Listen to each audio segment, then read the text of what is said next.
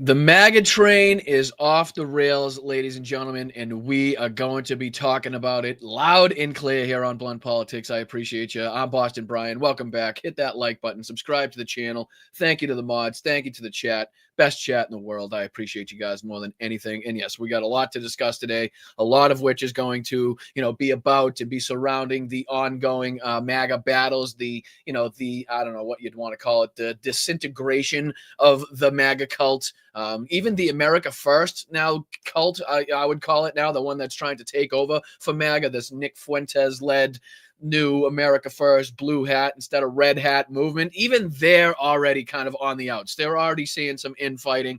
They're not happy with the way in which Nick Fuentes is kind of trying to mainstream himself. We'll be taking a look at it. We got a lot to discuss. Trump forced to bail out farmers once again, like he was forced to do in his first administration, trying to make up for his own failures, his own problems, the problems he caused the farmers. So we'll be discussing that. Republicans are all gay, apparently. I don't know. If you listen to Milo Yiannopoulos, if you listen to Tim Pool's show, all Republican commentators are all gay. They are all gay. They all like the pipe, and that's okay. We're all accepting here on the left. We just want them to feel comfortable coming out with it, and just stop feeling like they need to, post their families and children every 35 seconds to, try to convince everybody, including themselves, that they are straight. But that's a different story. We'll be talking about that as well. We'll obviously be looking at a couple clips of Marjorie Taylor Greene on 60 Minutes. Piers Morgan had an interview with Nick Fuentes. Tucker Carlson had an interview with Piers Morgan. Like I said, the America First movement might already be dead, and a couple Ukraine updates. So lots to get into, lots to talk about. Hit that like button, please, if you could. Holy sugar. Oh, Machine Tool. You absolute fucking saint, you. You absolute fucking saint, you. What a way to start off the show. I appreciate you, my brother. I really do appreciate you. Thank you so much for that huge contribution. 50 members of that chat now get to receive memberships. Thank you to Machine Tool. So please, let's be sure we're thanking Machine Tool in the chat. But, what a better way to kick it off. Thank you so much. And I think I saw another one in there as well. Yeah, thank you, Mark. Thank you, Mark. I appreciate you guys. There's also Venmo up in the corner. You can sign up for a YouTube membership, or you can gift them out just like Mark and Machine Tool just did right in front of you. You can also send in a super chat or a super sticker in the fabulous chat that we have there. So a multitude of different ways to to financially contribute to this platform that is independently run. We have no financial backers. We have absolutely no sponsors. I'm not trying to sell you any bullshit, nothing like that, nothing hidden behind a paywall. You help when you can, if you can, and I appreciate you for doing so. All right, let's jump into the stories. Once again, thank you guys. Hey, Jen, how are you? Appreciate you. Thank you so much. Thank you to the mods, as I always like to say. All right, let's hop into it, though, because like I said, Donald Trump, once again, trying to take credit for having to bail out farmers because of the policies that he put in place that harmed those farmers in the first place. So I just want to throw this on the screen. This is from NBC News. Trump announces $12 billion in aid to farmers. This is like almost deja vu. Again, this is almost like the same exact type of situation that we dealt with in Trump's first administration, where, China agreed to this ridiculous fucking deal. They didn't even complete a third of the deal. Not to mention before that they were hurt so bad by Trump's policies that we ended up mailing them out for billions, in Trump's first administration. So same thing going on here. So, China wasn't buying any more of the soybeans. That was hurting farmers. The tariffs in other areas really putting the fucking, the handcuffs on our farmers, and they were not happy about it, and they were expressing their unhappiness about that. But Trump, supposedly, talking to Xi Jinping, has now, led China down the road of buying more of the soybeans. In this article, it says that they still haven't bought as many as they said that they were going to buy.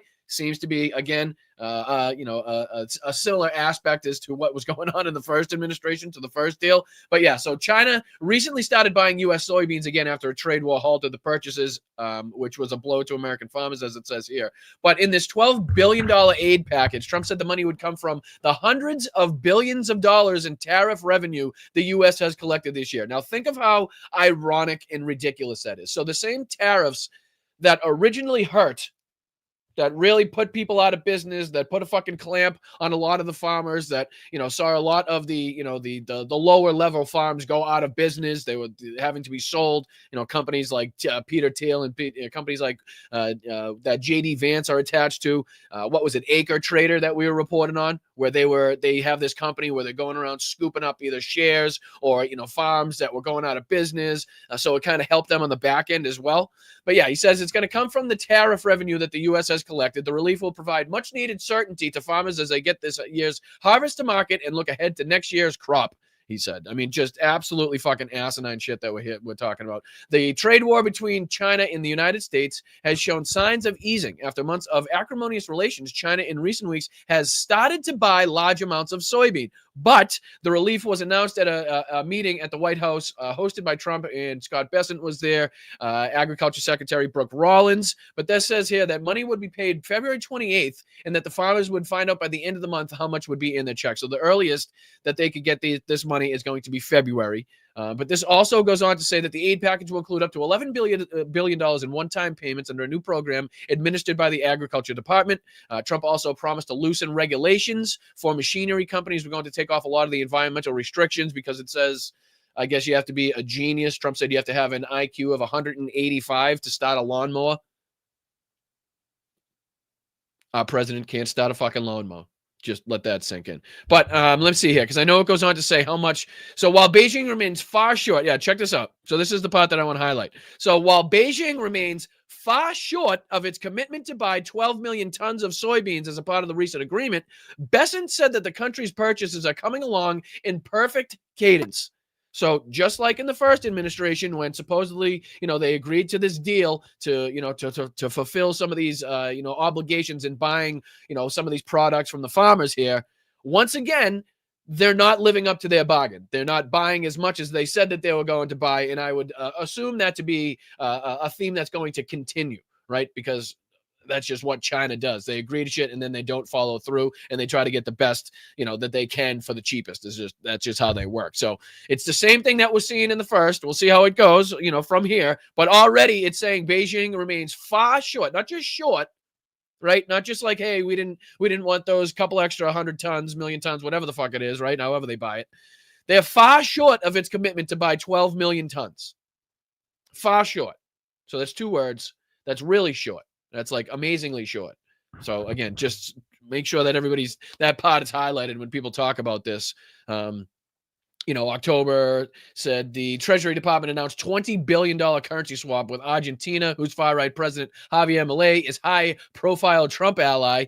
And then when China started buying the soybeans there, it really, again, like it says here, the recent uptick in agricultural purchase from China also comes after the world's second largest economy turned, at least temporarily, to Argentina for its supply of soybeans in lieu of U.S. exports. So again, that was what really started to hinder and put people in some serious jeopardy. Obviously, most importantly and most specifically the soybean farmers. But just to kind of give you a sense of how they don't learn, how they're committing in doing the same mistakes over and over and over again. And the only things that it seems like they've learned, this administration, is like what positions they need to put their cronies into in order to steal, cheat, grift as much as they possibly can without the fear of being prosecuted. Right? We talked about on the last show, Don Jr. now receiving almost $1 billion in companies that he's either directly on the board of or directly backing with financial backing, right? Almost $1 billion. I think the number was $735 million just this year alone in Pentagon contracts awarded to, again, companies that have direct relationships with Don Jr., Trump's family. I mean, it's crazy. It's directly, like I said, right in front of your face, blatant. And it seems like the only thing they learned from the first administration is how to be better crooks, how to be better frauds and get away with it, or, think they're getting away with it. So I appreciate the fact that, people are starting to notice right off the bat when this is announced that it was because of his own doing, from his own making, that this even needs to be a thing. right? And this is just to, again, appease those farmers. We played a bunch of videos here on the show of farmers from all over the country sharing their grievances, really pissed off and frustrated with what was going on with the tariffs, with the, the foreign policies relating to China and them purchasing stuff from our farmers here in this country. And it seems like, Donald Trump got scared into, doing the same thing he did in the first administration and having to bail them out, which is, again, right on point with what he tries to do. But all right, now moving on, because as we this is just wild shit to talk about. We've been talking about the ongoing MAGA battle, civil war, whatever you want to call it here, and how it kind of boils down to three main points. There's, the America First movement, part of the MAGA faction, the MAGA cult that is kind of split off, is more anti-Israel, right? And then there's a pro-Israel faction, and then there's, the faction that think that maybe Donald Trump or maybe Israel had something to do with the murder of Charlie Kirk. And then there's the people that are either on board with Donald Trump not releasing the Epstein files or seriously fucking pissed off at Donald Trump and the Republicans for not releasing the Epstein files, right? So it basically boils down to 3 points if you go back to it. Well, Milo Yiannopoulos is doing his very best to kind of add another point in there because holy shit, did he go in like a wrecking ball on Tim Pool's podcast, just calling everybody gay. He was calling so many people out. He had George fucking Santos shaking in his boots. This was wild because, again, apparently, like I said in the monologue, the opening monologue, all Republican commentators are gay. They're all fucking gay. We've heard the stories about Matt Schlapp at CPAC and what he did with his, I don't know what you'd call it, assistant or helper, whatever you want to call it, right? We've heard many other stories. We heard earlier about Benny Johnson. There was a story where, he actually put out a tweet that actually fucking cucked himself, right? So he put out a tweet. He was searching something on Twitter one day. And basically he wanted to make fun of the ad that popped up associated with what he was searching. And I think it was for like some gay, it was either a gay TV show or a gay vacation spot, whatever it may have been. But he was like, hey, check out the ads that, that are on this website. And people were really quick to point out that, hey, Benny, those ads are targeted ads. Those ads are based off your search history. Those ads are based off things that you like, right? So that ad is not going to be the same if I were to go on that website. If I was to search the same stuff, right? That would be different for me. It would probably be like, an ad for Bruins tickets or some bullshit, right? For you, it's gay vacation spots. And again, us being progressive, liberals on the left, whatever you want to call it, Democrats as a whole, we don't give a fuck. We just, we want you to feel more comfortable in your skin and not feel like you have to, fake it until you make it because Donald Trump and the rest of the Republicans hate gay people and they love gay bashing and, the whole 9 yards. But again, I hope you find a welcoming home someday. I hope you find it, very welcoming and people forgiving and stuff. And, I want you to feel comfortable enough to come out. And I guess Milo was not waiting for that moment to happen because he went fucking all out, calling fucking people everything under the sun. All right, let's take a look at a couple of these clips, and then we'll go on because we have, just to kind of go over real quick some of these clips that we'll be looking at. Look at this title. The closeted gay Republican crisis is getting crazy. Again, not liberal creators, not progressive creators. This is, again, somebody that I just recently learned watching, because YouTube is sending me a lot more of these like Nick Fuentes type people because I've done the research or I'm trying to kind of catch up on what's going on there on that side. So it's been feeding me a lot more of it. So I've just learned that he's more of the America First. Nick Fuentes likes his type of content, right? The Hitler loving, self-proclaimed racist, self-proclaimed bigot, that guy. So that's who he likes. And now he's talking about the closeted gay Republican crisis and how it's getting crazy, right? And then we go on to Candace Owens is still feuding with Tim Pool. Another clip from Tim Pool where he loses his shit, and then we got a response from Candace Owens. And then, like I said, Marjorie Taylor Greene on 60 Minutes. Piers Morgan had Nick Fuentes kind of on the ropes. I'll give him a 50-50. He did a 50-50 job on with Fuentes. A lot that he needed to still go after him about. And then, like I said, Tucker Carlson was on with Piers Morgan. It's just a whole bunch of nonsense going on with these people. This one again, Nick Fuentes. Look at this one. Nick Fuentes might actually be a Fed is the title of this fucking video. Again, a Nick Fuentes watcher. A guy that calls himself America First.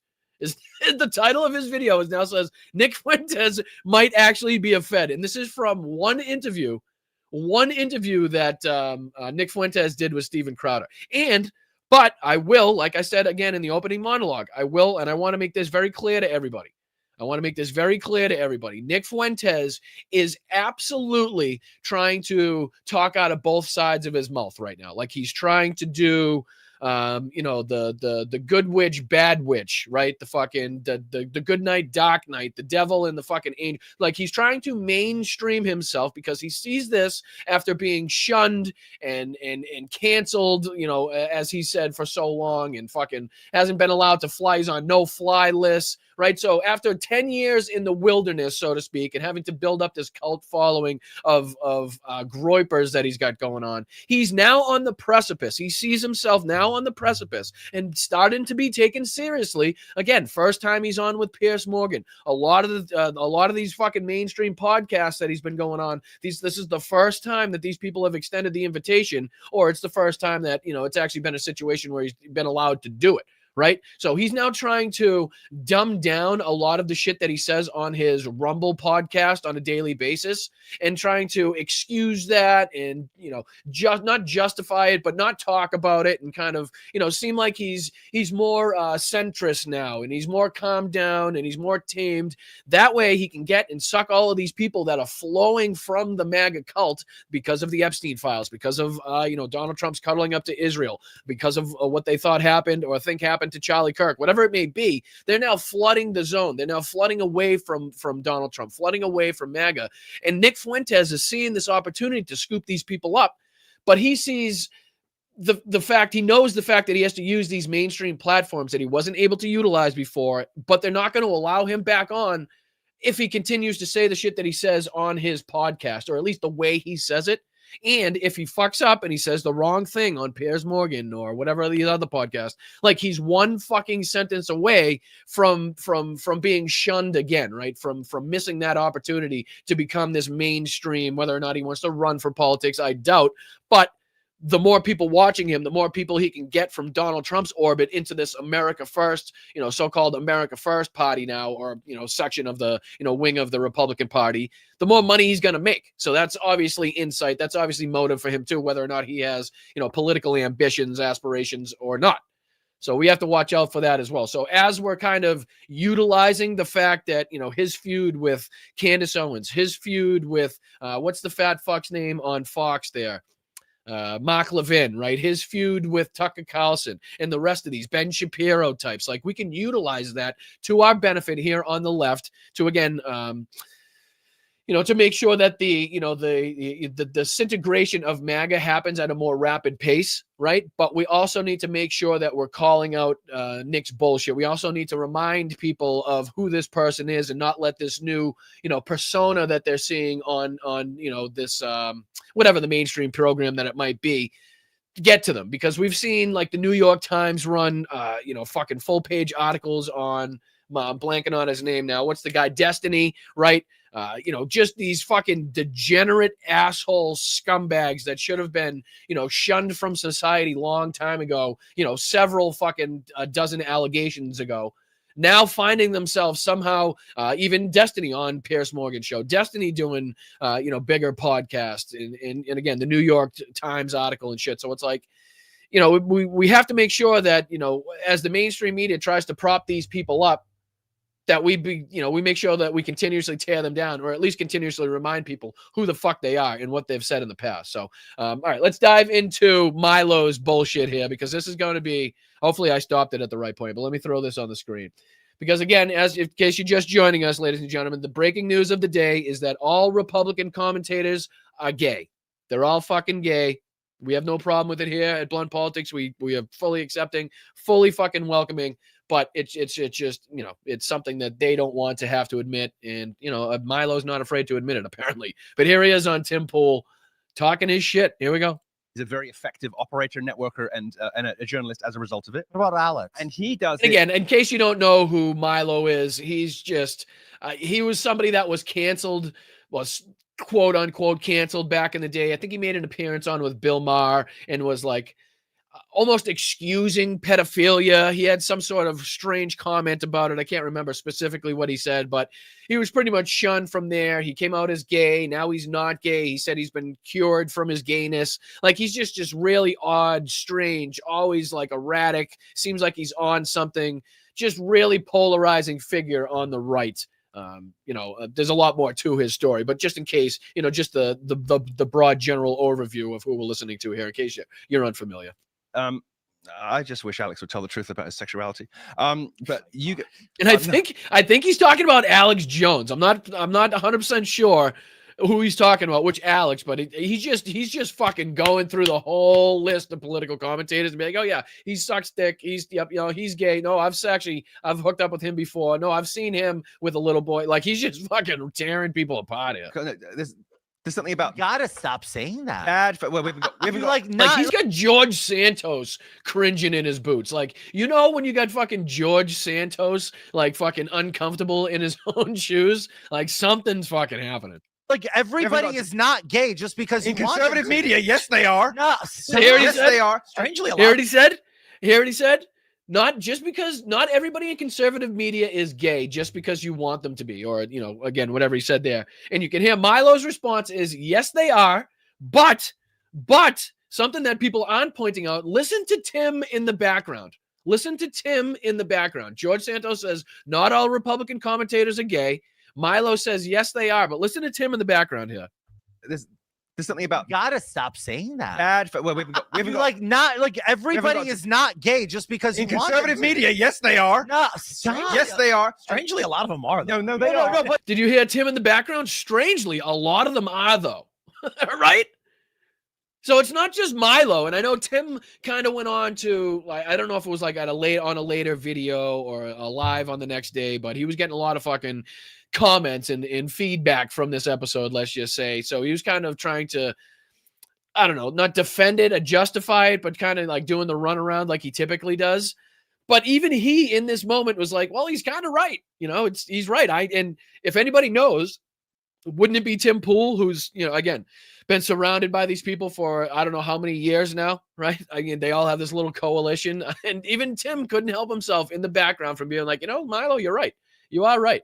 But the ones who are out who's talking. I'm gay. I never said I'm not gay. Who's talking? Listen, one of the most distinctive characteristics. I have a gift for you. Here. You need this back. You need this back. And I'm giving you this. You need this back here. No, I'm not. Take it. Look, I mean, just what is this shit? Honestly, just above and beyond the fact that we're here to call out how ridiculous it is and kind of laugh at the fact that Milo is so, openly calling people out on his own side. Like, who watches this shit? Right? Who the fuck wants to hear Milo Yiannopoulos, George Santos, and Tim fucking Pool wax poetic about what's going on in modern day life in current news? Like, I don't know. And again, Milo, who was gay and said he's like kind of cured from gayness, holding up a sign that says "Don't be gay" or a skateboard that says "Don't be gay." George Santos, Milo needs who is gay, holding up a skateboard that says "Be gay." Like, who watches this shit? Reality. He just Milo. I love you. I want to get back to what you were saying. I love you, but we're gonna fall out for you. Tim's dying. Tim's dying to get back to the conversation. Did you see him? Did you just see Tim? He's like, whoa. Enough with the skateboards. I want to get back to that who's gay thing. That gay thing you were talking about. I really want to get to. Let's dig down into that one. Listen, look at how excited Tim is in the background. The most distinctive characteristics. I have a gift for you. Here. You need this back. You need this back. And I'm giving you this. You need this back here. No, I'm not. Take it. Look, Milo needs this back because it's his reality. He just Milo. I love you. I want to get back to what you were saying. I love you, but we're gonna. Tim, whoa. He's like, whoa. I want to get back to that whole who's gay thing, because I was kind of enjoying that, because I've seen the same shit every time I go out to these different CPAC events, and you look on Tinder or whatever the other one, the Bumble or whatever the fuck they are, right? If you look on there, they're all over the place. So can we get back to that conversation? Look how excited he is. Look at him. He's like, no. Listen to him. You need this back here. Ready? No, take it. Look, Milo needs this back because it's his reality. He just Milo. I love you. I want to get back to what you were saying. I love you, but we're gonna fall out. You're still a queen. I don't care how much you say you're straight. There is one of the most distinctive things about the right wing in this country is its homosexual overtones. Benny. One of the most distinctive characteristics about the Republicans today is their homosexual characteristics. Again, something that we've been talking about. Like, what's that website that I'm thinking of? The one that always sees like rampant activity, like almost to the point of shutting down anytime like a CPAC convention's in town. What's that web? Oh, what's the site? I keep forgetting it. Hit me up in the chat. Let me know. I love you, but we're going to fall out if you carry on. Yes, thank you, Big Steph. Thank you. Grinder, right? So there's and there's a bunch of them. There's not just that one specifically, but that one mainly, right? But there's always reports. I mean, we've heard, even when I first started covering politics, I remember hearing reports and seeing TikToks of people being like, look at how many Republican politicians and people coming to CPAC hired me, and I'm a lady of the night, right? And they'd be like, look at all these clients that are new clients or staying in hotels, and it would be right where the CPAC convention would be, or any of these other, a Trump rally or whatever. It'd be fucking uncanny at how close these Republican conventions were to the place where like the gay activity was at a fucking all-time high, right? And again, no, not throwing flags, not throwing any shade.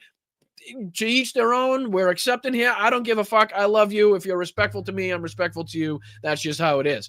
But again, these people are acting. They're actively playing on the side, bashing the community that they're a part of, but are too scared to come out and say that they're a part of. So you can see the blatant hypocrisy and why this would, be necessary to be called out, right? So he goes on here to talk about Benny Johnson specifically. You're still a queen. I don't care how much you say you're straight.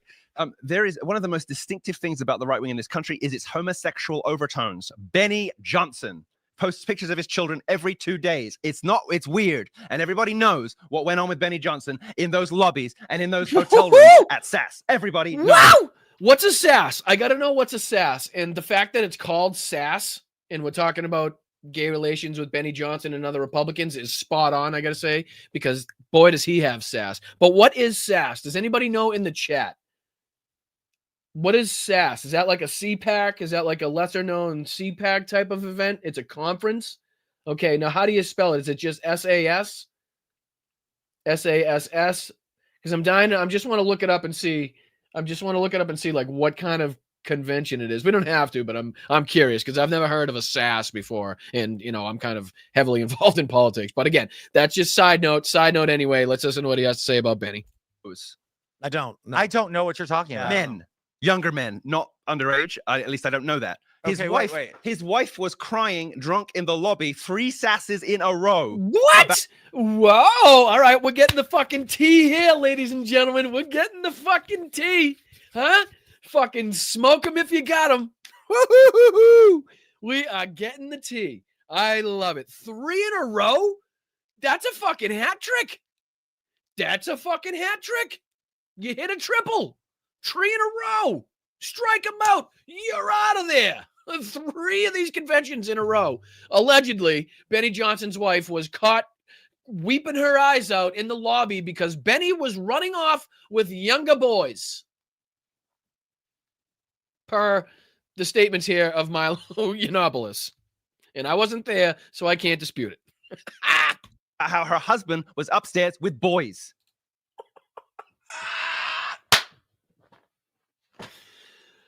Oh, Frank the Tank. All of these fucking people, every single one of them. Oh, it's all pure projection.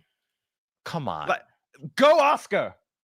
Come on. Go ask her. Come on, Milo. Go ask her. Milo, aren't you ever scared of getting sued? You say I'm sitting here like I am humbled by the lore and your ability. The audacity.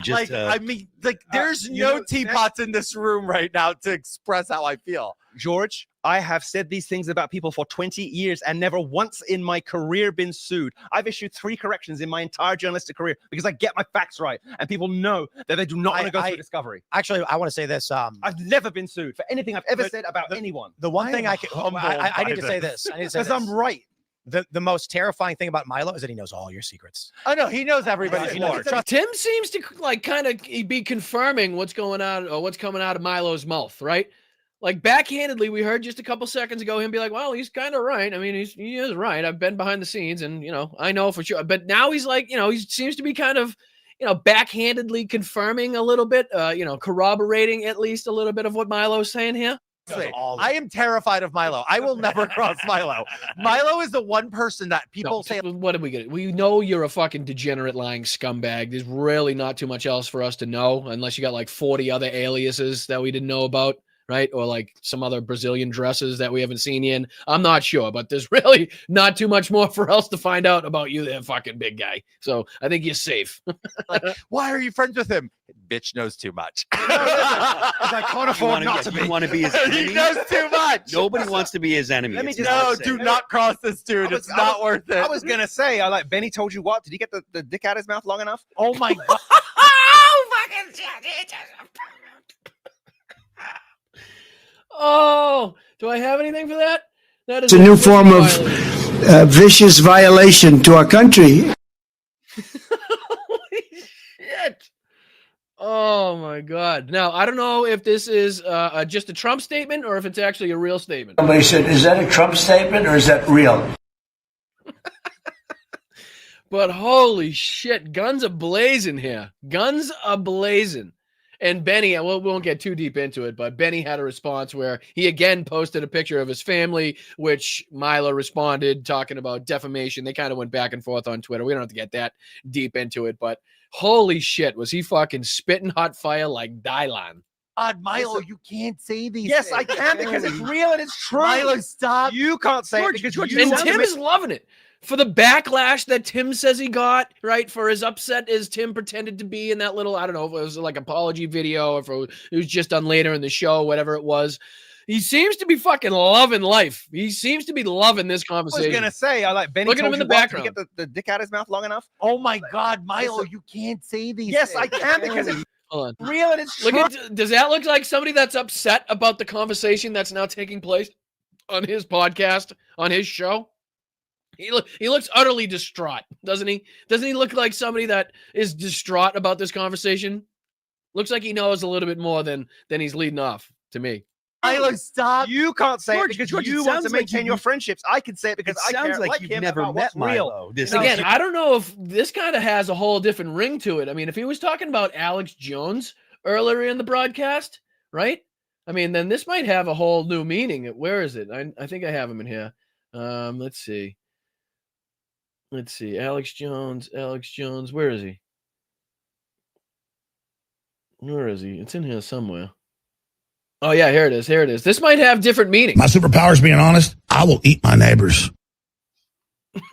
Maybe Benny Johnson's his neighbor. I don't fucking know. I was thinking something different when I heard that soundbite, but apparently could be a whole different fucking ballgame. My superpower is being honest. I will eat my neighbors. You never know. No, I'm trying to help him. You're not helping. wait, I hold think you'll on. be fine. Guys. You can't even help you. Crank- You just came out of jail. You can't even help you. You just came out of jail.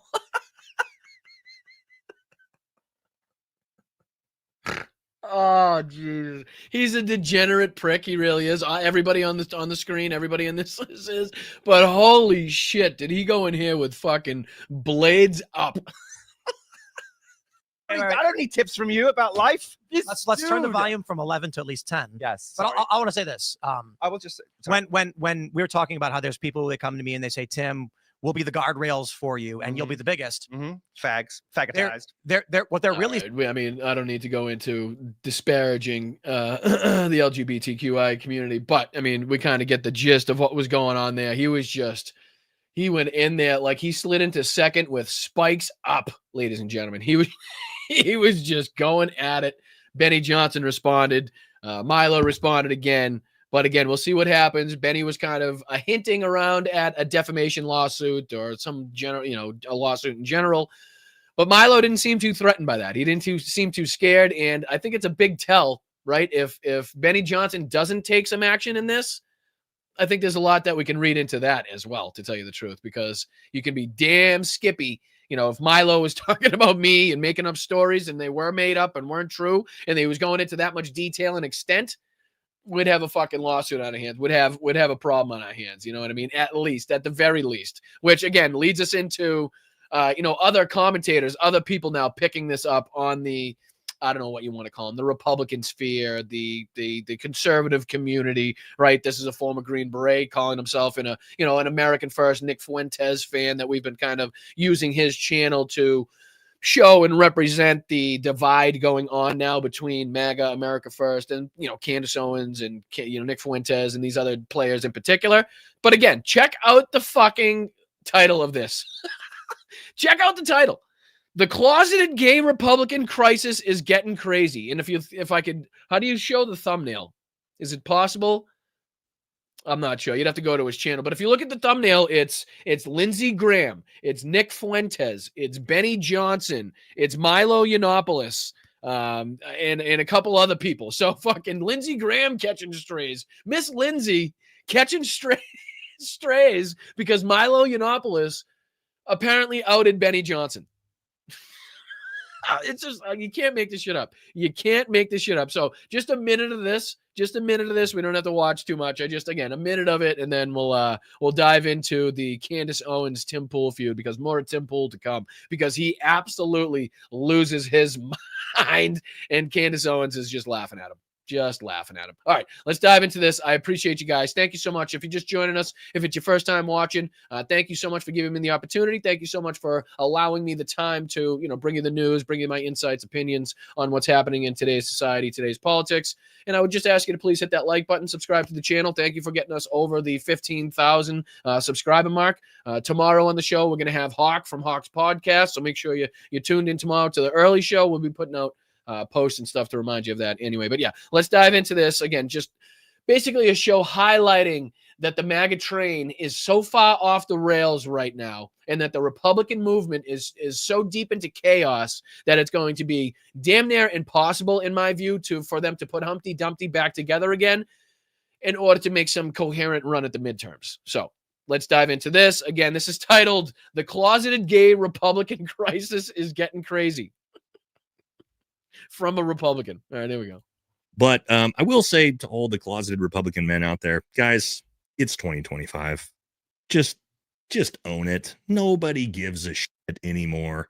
Okay? So like Lady Gaga said, just be who you're born to be, right? So he doesn't seem to be disputing it. Like, he doesn't seem to have, like, I don't know, alternative theories or like defenses for people like Benny Johnson or anybody else that was like associated with his thumbnail, right? He just seems to be like what we're saying. Like, we don't give a fuck. It's 2025. Hey, let's fucking go, people. Like, open yourself up. Open yourself up, right? But again, he's being facetious. We really mean it. So again, let's go past his little opening.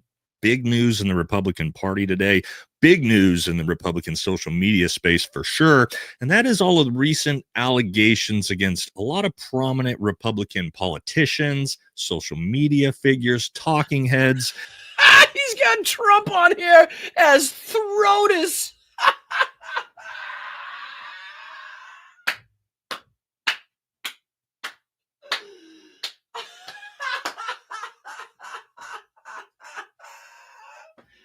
Fucking Bubba! Throtus.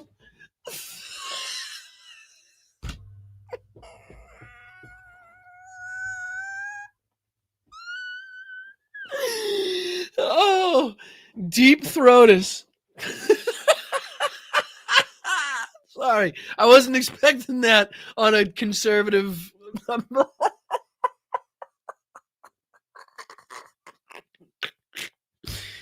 Oh, we got Lindsey Graham, Mike Johnson, Benny Johnson, Nick Fuentes, which is strange because he, and I'm not sure if it's this video or the other one that we're going to watch, talks about how he's a Nick Fuentes fan, right? So I'm a little taken aback as why he's got his, fan guy up there. But anyway, Lindsey Graham, Throtus.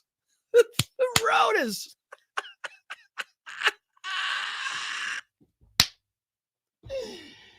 Oh, fuck. All he's missing is Mike Johnson's son, and it'd be all set. A little bit of Tim Pool. All right. Oh, Jesus. Oh, Look at, it's the open mouth Donald Trump too. He's got Throatus with the wide open mouth Donald Trump. If anybody's wondering what they think of Donald Trump now, right? Like, you wouldn't have to go that far back, in politics or, in time to be at a moment in time where you would not see this from anybody, even if they didn't consider themselves MAGA. If you were conservative or Republican and had a YouTube or Twitch or whatever, like, there was a moment when this was considered fucking, I don't know, against Christ. Like, it would be fucking, you'd be excommunicated basically for doing this, but not anymore apparently. And them all being supposedly in the closet. And this really came to a head yesterday on Tim Pool's podcast. Came to a head? Oh, see, he's even doing wordplay. Come on. I caught that. It even came to a head. Throatus, Bubba, head. I get it. And it's not going over my head that Benny Johnson's initials are BJ. So again, that hasn't slipped past me either. It's pretty ironical. Pretty ironical that Sorry. Anyway. All right. We don't have to watch too much of that. Like I said, I thought it was fucking funny. The cold opening. Does he play clips? Oh yeah, he does. He plays the Milo clips here. Can I just give me 2 seconds so I can see his response to these clips? Because I didn't make it this far in the video. I didn't watch this far in the video. And then we'll hop on to Candace Owens and Tim Pool. Gay conservative talking head. He's kind of been out of the news for a while as he retired, but he is back, and he has always been a very, very controversial figure. The things he says have always been wild and bombastic. But this was dropped yesterday. So let's take a watch. Most distinctive things about the right wing in this country is its homosexual overtones. Benny Johnson posts pictures of his children every 2 days. It's weird. And everybody knows what went on with Benny Johnson in those lobbies and in those hotel rooms at SAS. Everybody knows. I don't know what you're talking about. Men, younger men, not underage. At least I don't know that. His wife was crying drunk in the lobby 3 SASs in a row about how her husband was upstairs with boys. Come on. But go ask her. Come on. Go ask her. Come on, Milo. Go ask her. Milo, aren't you ever scared of getting sued? You say I'm sitting here like I am humbled by the lore and your ability. The audacity. There's no teapot about people for 20 years and never once in my career been sued. Okay, so a lot going on there in that clip. Yikes. Now, oh, I can't get over the fact that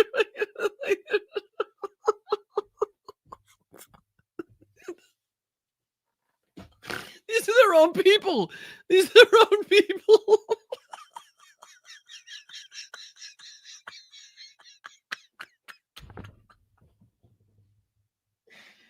Oh, these aren't Democrats or liberals or progressives and fucking woke. These are their own people.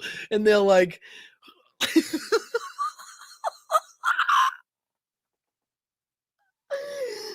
I'm sorry. Sorry.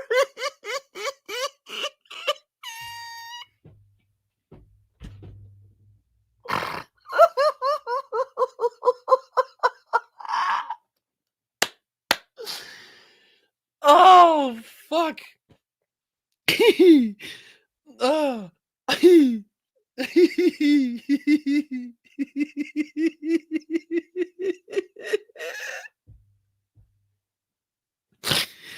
All right. I'm back. I'm back. Throatus. I think it was the Throatus that got me. Woosah. Woosah. All right, I'm back. All right, let's dive on before I lose it.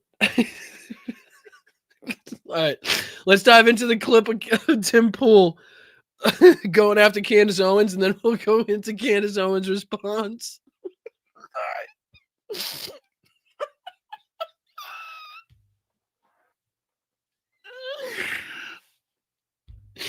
I'm trying. All right. Here we go. Tim Pool.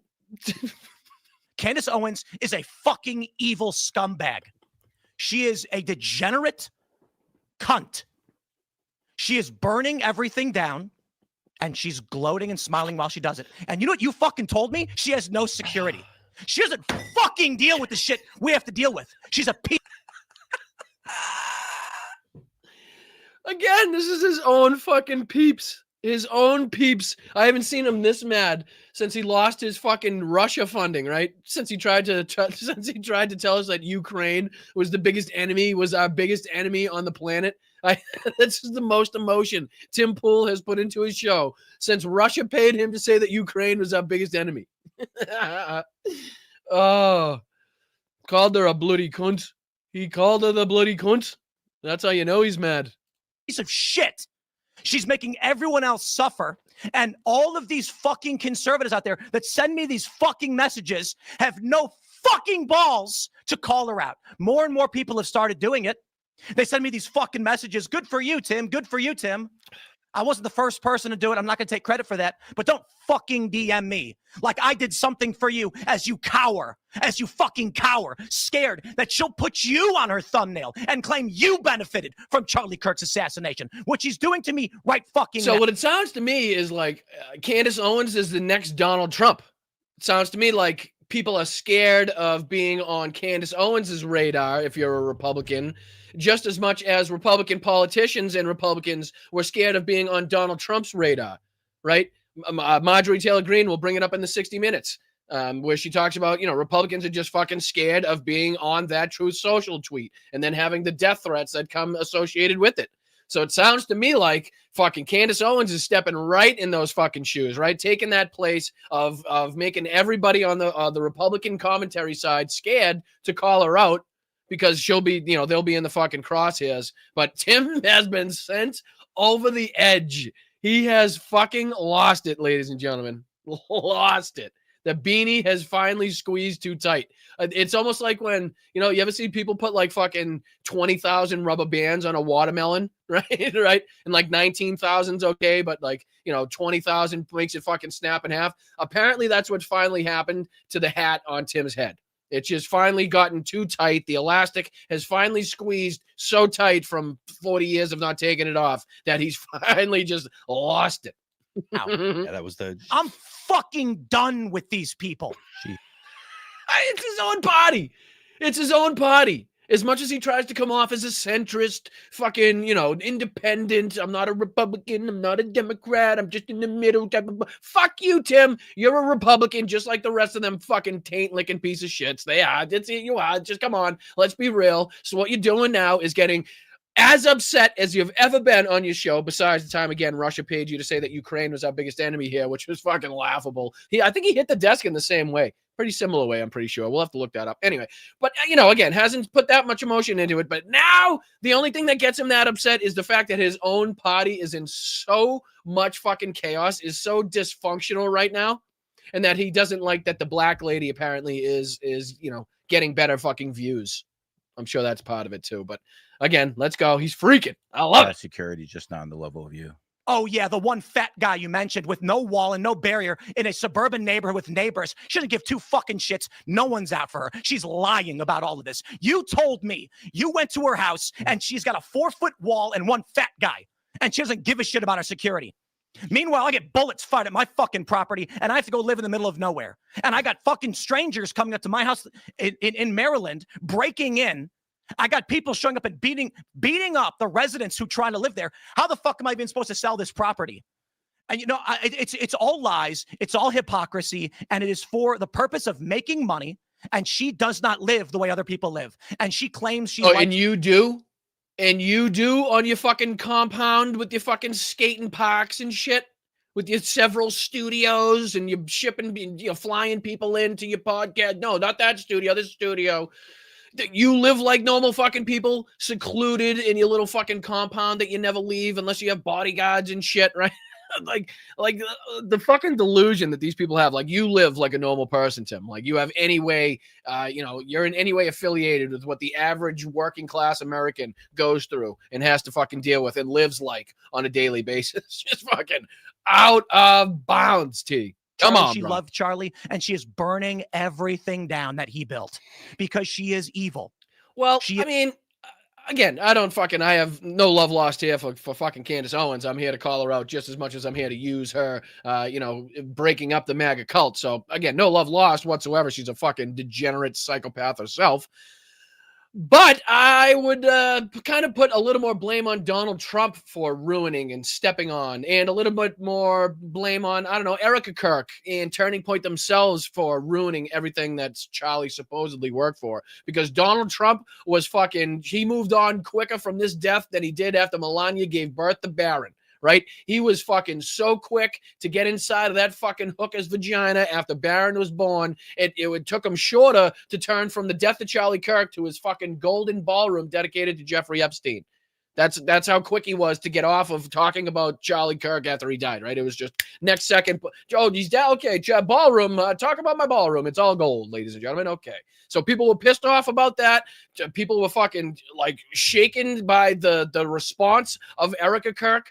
Right. And I'm not talking about liberals. Again, I'm not talking about progressives. I'm not talking about mainstream media. I'm talking about Republican commentators, conservatives, Republicans in the base themselves. Well, like, hey, that doesn't look like the way most people would kind of react to, this situation happening if it went down the way, they say it went down. Plus, the evidence that the FBI kind of gives us still not making any fucking sense, right? Doesn't add up. The fact that they like built and paved over the fucking scene of the crime a couple days later, is very fishy. Like a lot of these things that these people are talking about, again, you should put more blame on Donald Trump, Erica, Turning Point for the way that they've handled this, how they've presented themselves, how they've gone on with, this show, and she's out there smiling and doing fucking all these other ads, and, she's now the face of the fucking Turning Point. Like people in the Republican sphere have a big problem with that. And again, that's not Republican. I mean, that's not Democrats. That's not liberals or progressives or anything like that. That's your side too. So it's great to see, as we've been talking about here, them getting themselves so worked up over their own base. Now not having that time, the energy, the resources to focus on what the Democrats are doing, which gives us that open door. And we need to fucking take that door. Is evil. And I'll say it again. This conservative movement is fractured. It's fried, whatever it is. Okay. What have we been saying? What have we been saying? Again, from the horse's mouth, from Tim Pool, one of the bigger, more prominent, more well-known conservative, Republican, Trump-loving commentators, now talking and saying with his own words, through his own fucking degenerate lips, that the conservative movement is fractured, is dead, is broken. And then, again, what's supposed to be taking its place is this America First movement from Nick Fuentes. And we'll be taking a look at, I've probably spent too much time covering these other ones, but we've had fun, so I'm not worried about it. But we'll be taking a look at this Nick Fuentes America First movement that is pretty much on the ropes before it gets going too. Like that's supposed to be this movement that's going to take its place. And that's not having fucking fun either. That's not having a good time either. But let's dive into, here, I'll just show you the response from Candace Owens. We don't need to dive into more of that. He just freaks out. He yells. But this is Candace's response to this. She says, he is genuinely not well right now. I wouldn't turn this into a cheap internet moment. This is just so clearly something personal going on in his life. It's hard to run a business and he's under pressure. Pray he comes through it. And I think this is also at the same time, I don't know, Tim, I saw bits of a video. Tim was either announcing his hiatus where he's going to take some time off.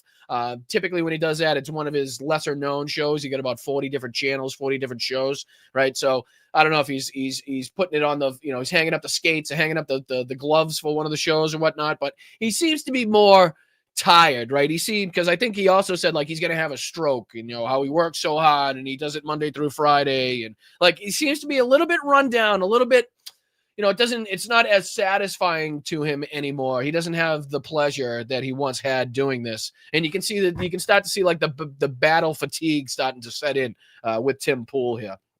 Oh, thank you, Valerie. Appreciate you. Thank you for that. Brian, keep up the awesome job that you're doing. I appreciate that. Thank you so much for the 10. And anybody that contributes to the show, if you send in a super chat, if you gift memberships and I don't happen to see it go by in the chat, don't worry about it. Stick around to the end of the show, and I always make sure to set aside the time to highlight and give everybody a shout out that contributed to the show. So all right, let's dive into this.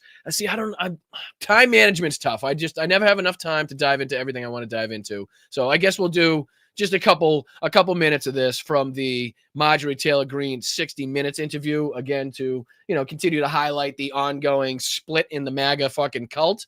No better way to again, use one of the more degenerate, one of the more incompetent, ignorant, and bigoted and racist members of that movement that is now calling out that movement to our benefit, which is what we're doing here. So again, this is 3 minutes in so far, just a couple minutes of this, and then we'll dive on to Pierce Morgan and Nick Fuentes, and I got a couple parts picked out in those clips as well. So let's dive into it. I appreciate you guys. Hit that like button. I'm Boston Brian. This is Blunt Politics. Thank you so much for being here. I really do appreciate it. On your son. On my son. You say the president put your life in danger. You blame him. You say he fueled a hotbed of threats against me, and that you blame him for the threats against your son. The subject line for the direct death threats on my son was his words, Marjorie Trader Green. Those are death threats directly fueled by President Trump. I told him, I told JD Vance, I told them all, sent those directly to them. Response? JD Vance replied back to me, we'll look into it. I got response back from President Trump that I will keep private, but it wasn't very nice. Give us a... So apparently, Marjorie Taylor Greene's son received a death threat with the exact wording that Donald Trump used in one of his either public comments or Truth Social posts. Marjorie Taylor Greene sent that to JD Vance, Donald Trump, and probably a few other peoples in the administration. JD Vance said he'd look into it. Donald Trump responded with a nasty message. A nasty message to Marjorie Taylor Greene, somebody that literally just 2 weeks ago crawled out of Donald Trump's asshole, out of living in that fucking thing for the last fucking, 8-9 years, consistently, up there alone with her, Trump did everything right hat on. Just crawled out of his anus 2 weeks ago, and he's already sending her nasty messages about her son getting death threats. Like, that's how quick you can get on Donald Trump's bad side. Doesn't matter how racist and bigoted and how many people you made fun of and how much of an ass you made of yourself to try to defend Donald Trump and stand up for the guy and get him elected. Doesn't matter. Doesn't matter. You can be on the outs like that, and people just don't learn.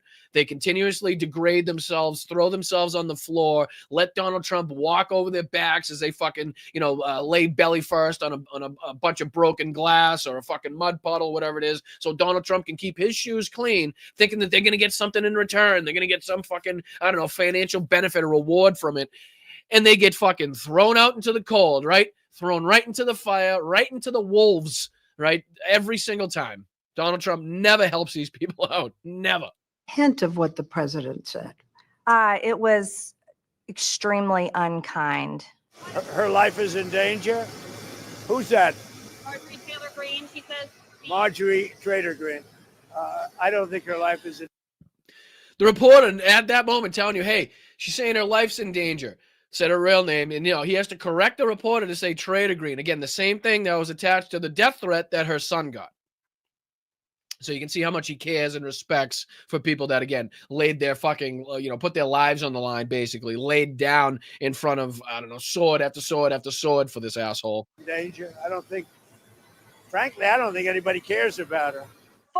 Jesus Christ. Holy shit.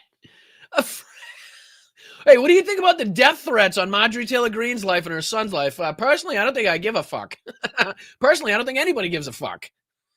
Oh, Jesus. Cold. I mean, that's just how you get, I guess, when the dementia kicks in, right? In your old age, you just give less fucks. And he's reached this moment where something's happening upstairs where he has less ability or less care, less want to, filter, the small filter that he did have in place. That's just totally fucking, eroded away at this point. 4 years. This new intense vitriol between them is jarring, considering she's been one of the president's most passionate and loyal foot soldiers, often in a red MAGA hat. She voted with him 98% of the time. 98% of the time. And she goes on to talk about how, other Republicans are, they might praise Donald Trump and speak highly of him in public, but it's a whole different ballgame. It's a totally different story when the cameras are away, when they're behind the scenes in the things that they mock and make fun of Donald Trump for. Right? It's going to hurt people. I had asked him, these women are the ones that were hurt. And again, I don't know what the timestamp is specifically, but this is where she's talking about bringing the women, the Epstein victims, into the White House, right? So she speaks about how Donald Trump has had fucking ex-terrorist leaders in the White House. He's had fucking heads of state from states that we consider enemies, not fucking allies, in the White House, but he refuses to have the victims of Jeffrey Epstein and the people associated with those crimes at the White House. So I believe that's what she's referencing here. They were raped at 14. They were raped at 16. I watched them stand in front of the press, trembling, their bodies shaking as they were telling their stories, many of them for the first time. And I had told him, I said, you know, you have all kinds of people come in the White House. Have these women come in the White House. These women deserve to be heard. He said to you, people will get hurt. People will get hurt. I don't know what that means. I don't know who they are. You do know what that means. That means he's more worried about protecting the perpetrators, right? The fucking monsters involved in these crimes than he is the victims of these crimes. That's exactly what he's talking about. And he loves to play this off when he talks about, oh, you know, people are going to be named in this and, you know, they may have not done anything wrong and the lives will be ruined. Well, no. If they're fucking named in it, we'll be smart enough as of, you know, the American public, as people all over the fucking world, to be able to see how they were involved. And we could say, oh, you know, he was a taxi driver that drove Epstein to the fucking airport or whatever, right? Oh, so clearly he's not going to be the one that we're going to go after and prosecute for, you know, the sex crimes or profiting financially from this, right? That's just his involvement, right? Like even in Nazi Germany, somebody had to drive the fucking trains and planes and automobiles, right? Like that's just how it works. So we're pretty smart. We can decipher whether or not you had, you know, criminal action, criminal fucking involvement in this whole scheme, or whether or not you were just kind of, you know, on the periphery, just somebody that was, you know, wrapped up or in the wrong place at the wrong time type of thing. Don't underestimate how fucking smart we are. We can definitely do that. But Donald Trump using that as an excuse to protect, again, these high-profile pedophiles, world leaders, CEOs, fucking heads of state all over the fucking place, as opposed to finding justice, wanting accountability for the victims in this case. So she tries to play it off like she doesn't know what that means, but it's pretty fucking clear. It's pretty obvious what that means. There were other clashes with the president. She started publicly criticizing him in May on one issue after the next. And I think this is where she's questioned about like what other Republicans say and do. I think you said trying to entangle us in foreign wars. You said Air Force One should be parked, no more foreign trips. For an America First president, the number one focus should have been domestic policy, and it wasn't. And so, of course, I was critical because right, so again, just for the sake of time, and we might, you know, if we have time at the end of the show, we'll dive back into that. But you can kind of get the gist, same thing that she's been saying in her interviews and press conferences since she's come out with her resignation, her leaving Congress. But again, using this to our ability, using this to highlight exactly how fucking broken MAGA is right now, while also reminding people just how racist, bigoted, degenerate, like how deep inside of Donald Trump's anus she was.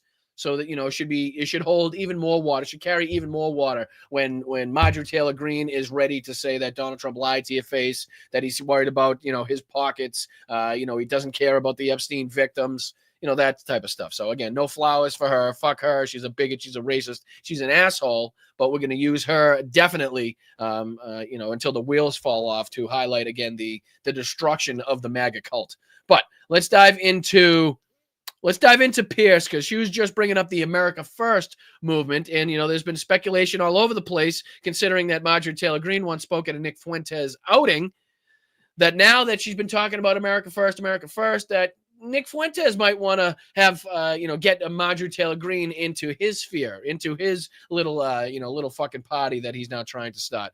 But again, this is to, on one hand, call out Nick Fuentes, right? But also highlight the fact that, you know, Nick Fuentes and Candace Owens and other people inside of the MAGA base, inside of the, you know, Republican commentary, you know, society are again, so focused on infighting and so wrapped up and divided by their infighting that they're not focused on what Democrats are doing. And it should give us ample opportunity to get our message out there. So hopefully we utilize that. Hopefully we can capitalize. But yeah, let me throw this on the screen because this is Piers Morgan. I got just a couple different portions of this picked out where, Piers does a pretty good job at cornering him on a couple things. Again, I haven't watched the entire debate. I watched, I'd say 3/4 of it.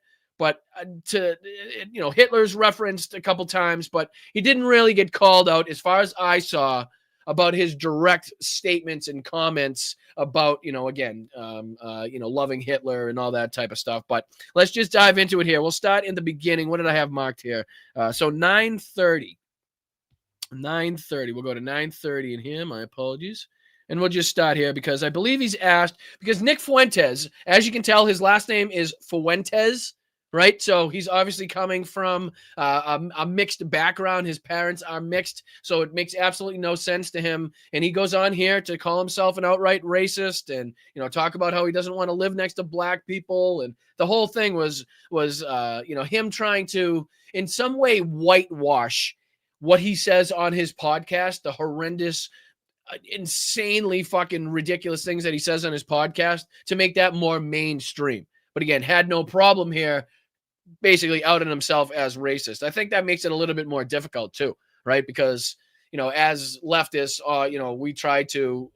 we think, it'll be enough. If we can out somebody as a racist, if we can give an example of how somebody was racist, it will shame them so much, right? People will be so upset and they will shame that person so much that it will maybe possibly have an effect and change them. But when Nick Fuentes tries to combat that is by saying, yeah, I am a racist, right? I am a racist. So again, you trying to call me out and you trying to call me a racist is basically, we're already starting there. I'm already giving you that. So you're going to have to come out with a little bit more than that if you want to, try to take me down, so to speak. And he thinks he's ahead of the ball game by trying to play it that way.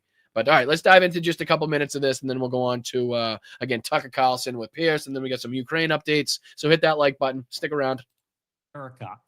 So that's a little bit about my background. I don't know where you want to go with that, but I suppose my first obvious question is: were your parents immigrants to the United States, or were their parents, or were their grandparents? In other words, at some stage, I presume there were immigrants in your family who came to the U.S. Is that correct? There were. I believe my mother was 4th generation and my father was 3rd generation. So their ancestors came here on my mom's side in the 1860s, I believe, the first wave of Italian immigration.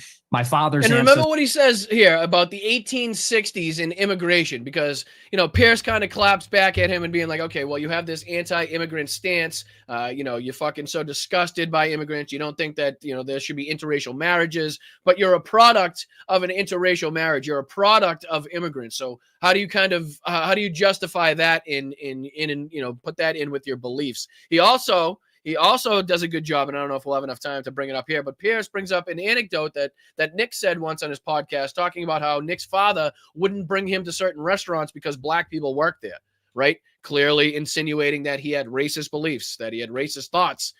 Pierce brings that anecdote up, and it really throws Nick Fuentes off. Like, he really gets upset that his father's being brought into it. He talks about, his father potentially losing his job, like exactly, like that's how scared you should be as well. Like, it doesn't make any sense. He's trying to protect his father while also bringing up these anecdotes on his own on his podcast. So you can't have it both ways. And Pierce rightly calls him out for it. I think they came around at the turn of the century in 1900. So your view of immigration, and we'll get to the specifics about your views on immigration, are they not affected at all by the fact that if it wasn't for immigration, you wouldn't exist as an American? I mean, pretty clear, right? I mean, pretty blatant hypocrisy. Like, everything that you're talking about, immigrant, like, how do you address the fact that you quite literally wouldn't have been a fucking a sperm in the sack, right? If it wasn't for your fucking parents, if it wasn't for interracial marriages, if it wasn't for immigration, right? Well, I would certainly exist, but like you said, maybe not as an American. Certainly that's influenced in some measure. But I think that the kind of immigration that we had for a long time in the country, it's different than the immigration that we have now. And let's just say, for openers, it's different immigrants. They're coming from a different place with a different culture, a different religion. it's not the same as it was. So Like, first, does he think that like we had one specific race coming in the 1800s, the 1840s, 50s, 60s? Right, when we did see between the 1850s and the 1860s, we did see an explosion of immigration. Whether it was, Chinese immigrants coming for the gold rush in California, whether it was Irish immigrants escaping the potato famine, whether it was German immigrants, you know what I mean? We had an absolute explosion of immigrants, coming to this country between 1860 and 1850 and 1860. So I don't know what he's trying to get across here. Like, we got different people coming in. Like, I'm confused, because he also talks about, like, the population and the rate. So let me look this up. Because let me see. What was the population of the United States in, let's see, population US, let's just say 1860. Population of the U.S. in 1860 was 31 million, a little over 31 million. Okay, so, and then for immigration to the U.S. in 1850 saw a massive influx.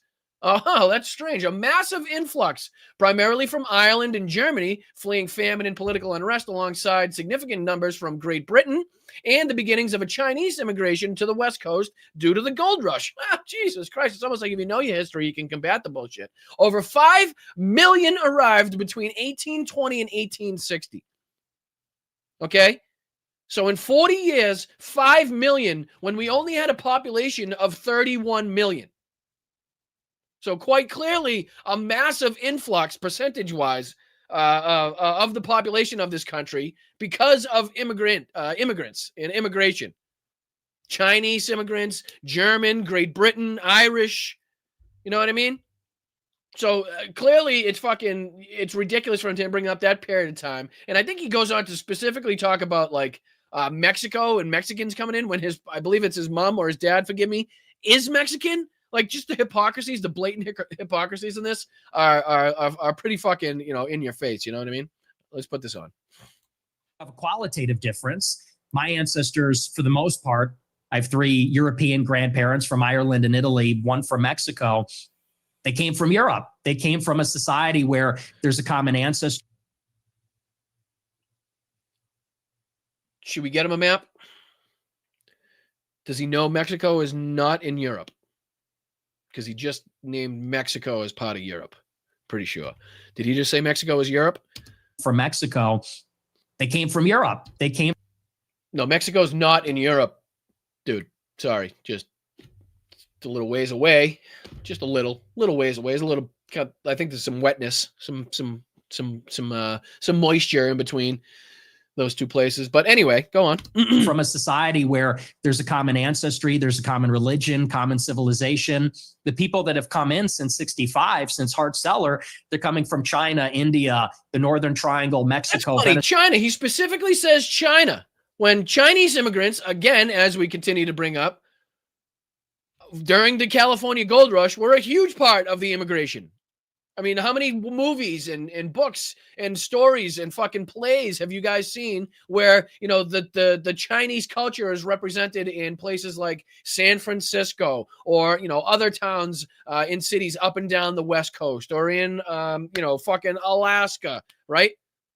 I mean, everybody's seen everybody's seen that depicted in one way or another through historical references, again, through documentaries, through fucking books, television, movies, whatever it may be. Doesn't take much to realize that, I sound like an asshole saying that this is like the first time Chinese immigrants have come into this country. And then specifically referencing the time in which a shitload of Chinese immigrants came into this country. Excuse me. It's just fucking asinine. Asinine. All right, back into it. Venezuela. And so first, they're just different people. Secondly, it's a quantitative difference. There's way more, and it's an unceasing, always increasing wave. But is it more percentage-wise? Again, if we go back to 1860, 31 million as a population. Over 40 years before that, we saw 5 million, probably more, considering documentation and how they did statistics back then, right? So probably much more than that. But again, percentage-wise, 5 is a larger percentage of, I would say, 31 million than however many came in the time frame that you're talking about is to the 330 something million that we currently have now. Maybe I'm wrong statistically. Maybe I'm wrong on the numbers. But again, it's probably not that much different, statistically. For the first 3 or 4 waves of immigration, you would have a major influx of immigrants and then it would stop. And then you'd have another wave and then it would stop. This one, it just keeps going up for 35 years. And it's too many. Oh, that's funny that he says 35 years, considering right here, when we just showed, again, I'll continue to put it on here, 35 years, he says. So it's funny that we could talk about 5 million people arriving in 1820 to 1860, roughly 40 years, roughly the same amount of time that he's talking about, when we did have a population of 31 million. Same Chinese, German, British, Irish, right? And of course, those aren't the only ones. Scandinavians, Dutch. They came for economic opportunity, social and political unrest, population boom, urban growth. The foreign-born population grew rapidly, with immigrants comprising nearly 10% of the United States population by 1850. Are we anywhere near that right now? Are we anywhere near, do illegal immigrants or undocumented immigrants right now, do they make up 10% of the population in the United States, chat? I'm just curious. Because it seems like you're trying to say we have, like, it's an exponentially bigger problem now than it was then, but that's not what I'm seeing per the numbers. That's not what I'm seeing per the stats, right? The facts and figures that I'm looking at. The foreign-born population grew rapidly. Immigrants comprising nearly 10% of the U.S. population. I'm just curious. Maybe I'm wrong. Maybe it's, there's a stat where you can combat that and tell me that, I'm an idiot because I'm not looking up. I don't know. But that's to the best of my knowledge, to the best of my abilities. That's me looking up what Nick Fuentes is referencing specifically, and I'm relating that to the time period that he's specifically bringing up. So again, I don't know how much better I could do it. So that's really where I would draw the distinction between maybe where I originate from.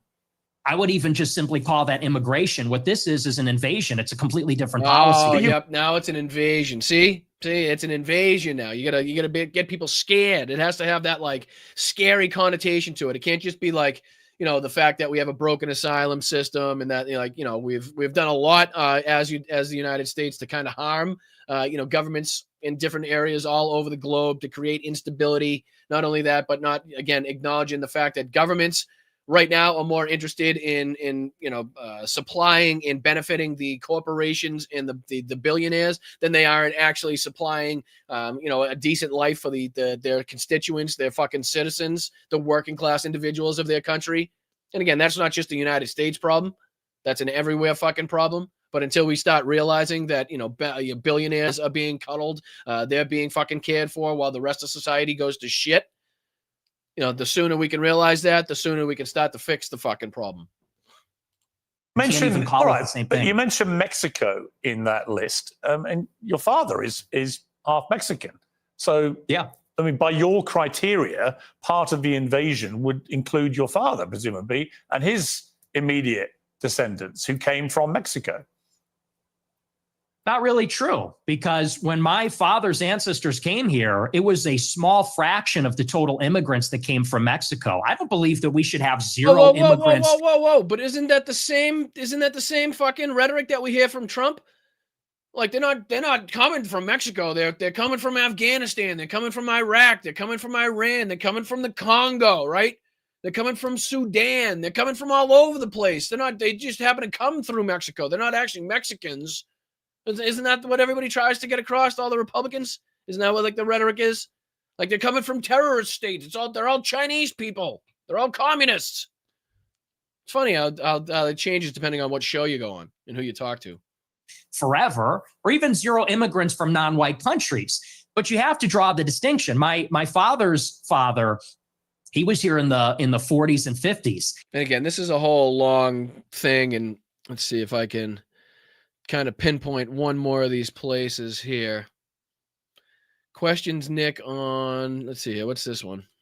telling the truth about the historical antagonism between Jews and Europeans, between Jews and Christians. Oh, geez. Nick Fuentes talking about Jews. That's weird. You just happen to click on any moment, and at any time, he could be talking about Jews, and probably is.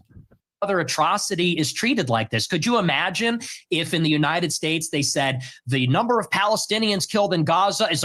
Hold on, let me see. Because there's one other moment that I wanted to kind of play. Curious. For myself a bigot, I consider myself a racial realist. I'm realistic about how the races are, and I speak provocatively about it. Oh, and 4113. I did have it put up. All right, 4113. My apologies. This will be the last one we play from this, and we can move on. All right, just one last place here, because this is where Nick contradicts himself through this interracial marriage thing that I was talking about. I think that that's extremely desirable, and I think even Nick, black people do. Nick, you're perfectly entitled to that view. But when you have obviously prefaced all this by saying, I am a racist, unashamedly. And again, in that context, he's referencing earlier in this interview where he was asked outright, plain and clear by Piers Morgan, because of his beliefs, you're a racist, right? I mean, if you're talking about you don't want things to happen based off skin color alone, that is the basically, if you boil racism down to its fucking purest form, that's it. And then Nick, obliges and says, yes, I'm a racist, kind of takes it on the chin, wears it whole cloth like he has been for quite some time now, and kind of outs himself again on one of these more mainstream shows. It's one thing to do it on his Rumble podcast where people and these fucking groypers have been watching him for a long time. It's another thing to do it on, Piers Morgan, where, people's parents could be watching, or these other podcasts that he went on. So, I don't think he's going to be as welcomed in the mainstream as he thinks he's going to be, because he's not as toned down as he's trying to make it seem. And we'll talk about this after too. Then people will assume that all your thought processes about all of these issues are driven by an aversion to people based on their skin color, which is the purest personification of racism. Well, it's not an aversion. I would say it's the opposite. I like my own people. My own people are familiar to me, and I think that's true across the board. I think that people seek out other people that are like themselves, and every other group does this, whether it's blacks, Hispanics, Asians. You know what? I will even concur that people like to seek out like-minded people that are like themselves. Where we differ, buddy, and I think where, people in the chat would agree that we differ, is that's not based off of skin color, right? That's based off of your actions. That is based on the respect you show to other people, how you handle yourself, you know what I mean? How you present yourself. That has absolutely nothing to do with the color of your skin. And, again, I'll speak for myself on that one, but I dislike fucking, and I hate white people. Like, you know what I mean? There's idiots all over the place. So, to say that it's not crazy to say that you seek out people that are like-minded, that are, that like the same things that you do, that, appreciate the same things that you do. It's just stepping over the line, and is clearly racist to say that you're going to base that clearly off of skin color alone. That's the distinction. And it's a pretty clear and obvious distinction. But again, he wears it on the chin. He takes it. He fucking puts it on his sleeve like it's a swastika. I get a lot of attacks when I talk about that I'm against interracial marriage. And what's funny is that every other group is against interracial or interethnic marriage. Jews. Wrong. Again, this ridiculous generalization, right? This, I fucking can't stand it. Oh, all politicians are bad, right? Even the ACAB shit. I'm fucking no fan of police officers, never have been, have hated authority since the fucking day I came out of the womb. But I find it utterly fucking ridiculous and preposterous to say that all of any group are bad people. Whether you're talking about black people, whether you're talking about cops, whether you're talking about politicians, whether you're talking about fucking nurses, or whatever it may be, you sound like an asshole saying that an entire group of people is one way. It's fucking ridiculous. It's stupid. You sound like a moron. Not all people can be the same, no matter what the fuck their skin color is, no matter what their race, nationality, or creed is. It does not fucking matter. We were all born different. That's what makes us so fucking special. That's what makes us unique. That's what makes diversity our strength, right? Because of the different ideas, because of the different societies and cultures that we were brought up that taught us different ways of doing things, right? That's what makes us fucking great. That's what makes us the best of the best when it comes to our military. We have so many great minds. We're so diverse with so many different fucking, backgrounds and ethnicities and races that, different ideas come from different people and different minds. And that's what makes us fucking great. But this bullshit here, right? This fucking what did he say here? Let me go back. You're the product of an internet. Again. So, but to say that like all Chinese people only want you to be with Chinese people, and all black people only want you to be with black people, and it's ridiculous, right? It may be more fucking prominent. It may be more of a fact, and it's probably something you could say in the older generations of those, of those nationalities. But even then, not all of them are like that, right? I dated a Vietnamese girl back in the day. Her parents were not thrilled that I was a white guy, but they did not step in to stop the relationship. They did not disown their daughter because she was dating a white guy, right? No. You know what I mean? Would they have preferred her to be with somebody that was Vietnamese? I would fucking assume so. But again, it's not to say that they would disown their daughter or stop it outright from happening, or if it progressed, whatever, to stop it from progressing, whatever it may be, right? But it's ridiculous to generalize in this way, to say that like Chinese people don't want you to be with anybody but a Chinese person. Bull fucking shit. Have you been to colleges lately? Have you been to a bar lately? Interracial fucking couples is the norm. It's just not even. You don't think twice. You don't blink at it, right? You wouldn't even fucking ask a question. It's just something you see all the fucking time, especially in big cities, especially, again, in college towns, on college campuses.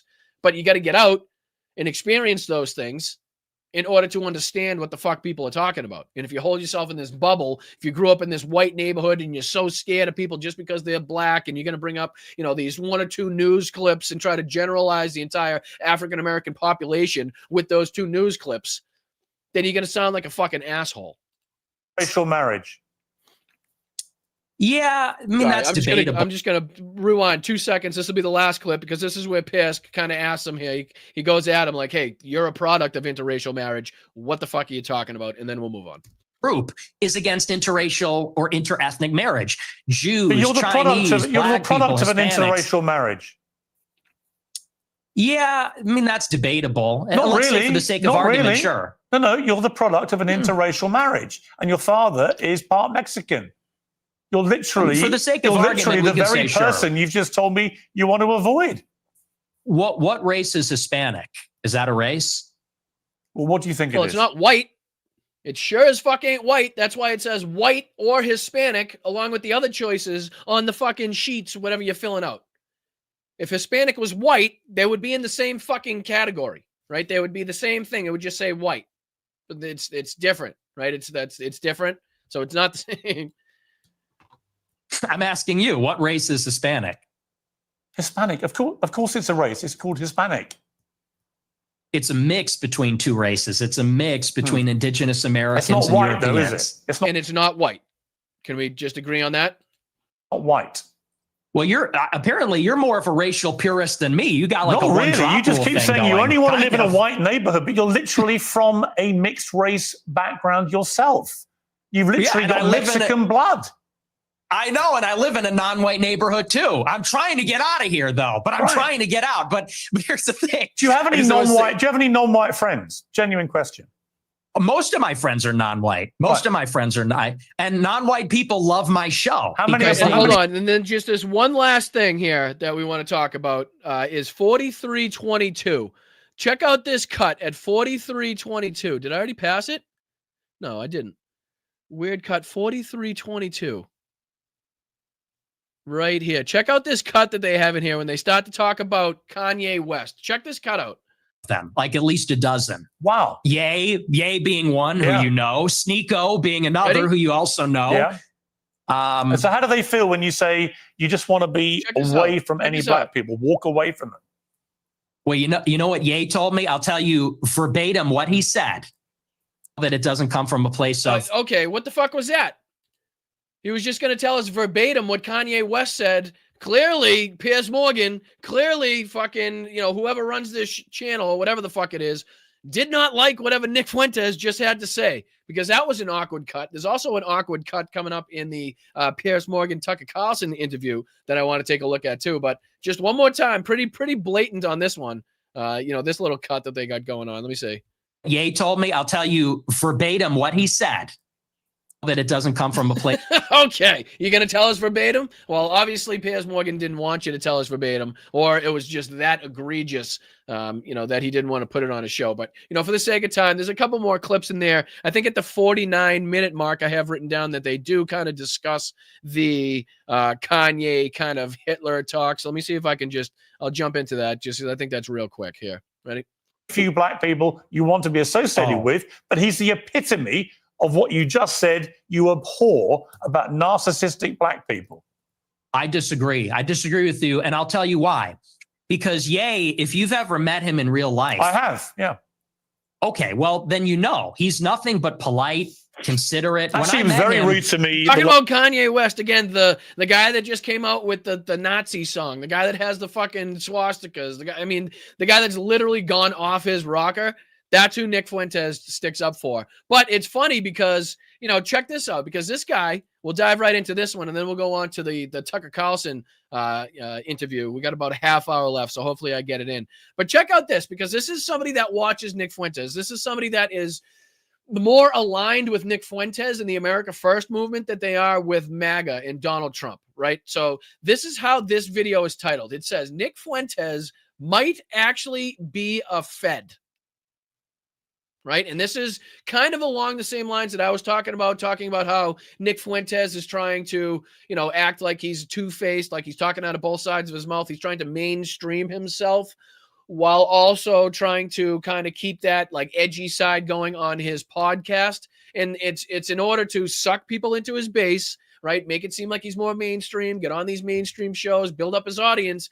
And then he's going to fucking flip the switch and he's going to go right back to swastikas, Hitler, fucking Jews are the worst. And he's going to go right back to all that. You can guarantee it. Right now, he's just lulling everybody into a false sense of security on the Republican side, saying, hey, don't mind me. I used to say crazy shit, but I've kind of toned it down. Yeah, I'm still a racist, but here I can kind of explain it in a way that, maybe might justify it or at least sounds a little better. But he's going to flip that switch as soon as that fucking audience grows, as soon as he sucks the people in. You can be damn sure those swastikas are going to come right back out to play. But here it is, a guy that self-admittedly says he watches Nick Fuentes, which I don't know why fucking anybody in the world would admit that, especially if you're a former Green Beret, especially if you're, a former U.S. military service member that, again, was part of the, the defeating of the Nazis, defeating of Germany. Why would you watch somebody that applauds Hitler, that actively talks about hatred for the Jews? Again, it doesn't make sense to me, but this guy does. So let's dive into just a couple minutes of this as we normally do, and then we'll dive into the Tucker Carlson, Piers Morgan interview, which was fucking wild. Tucker Carlson said the F word as related to, gay people, the LGBTQIA community, that F word, maybe 75 times in this interview.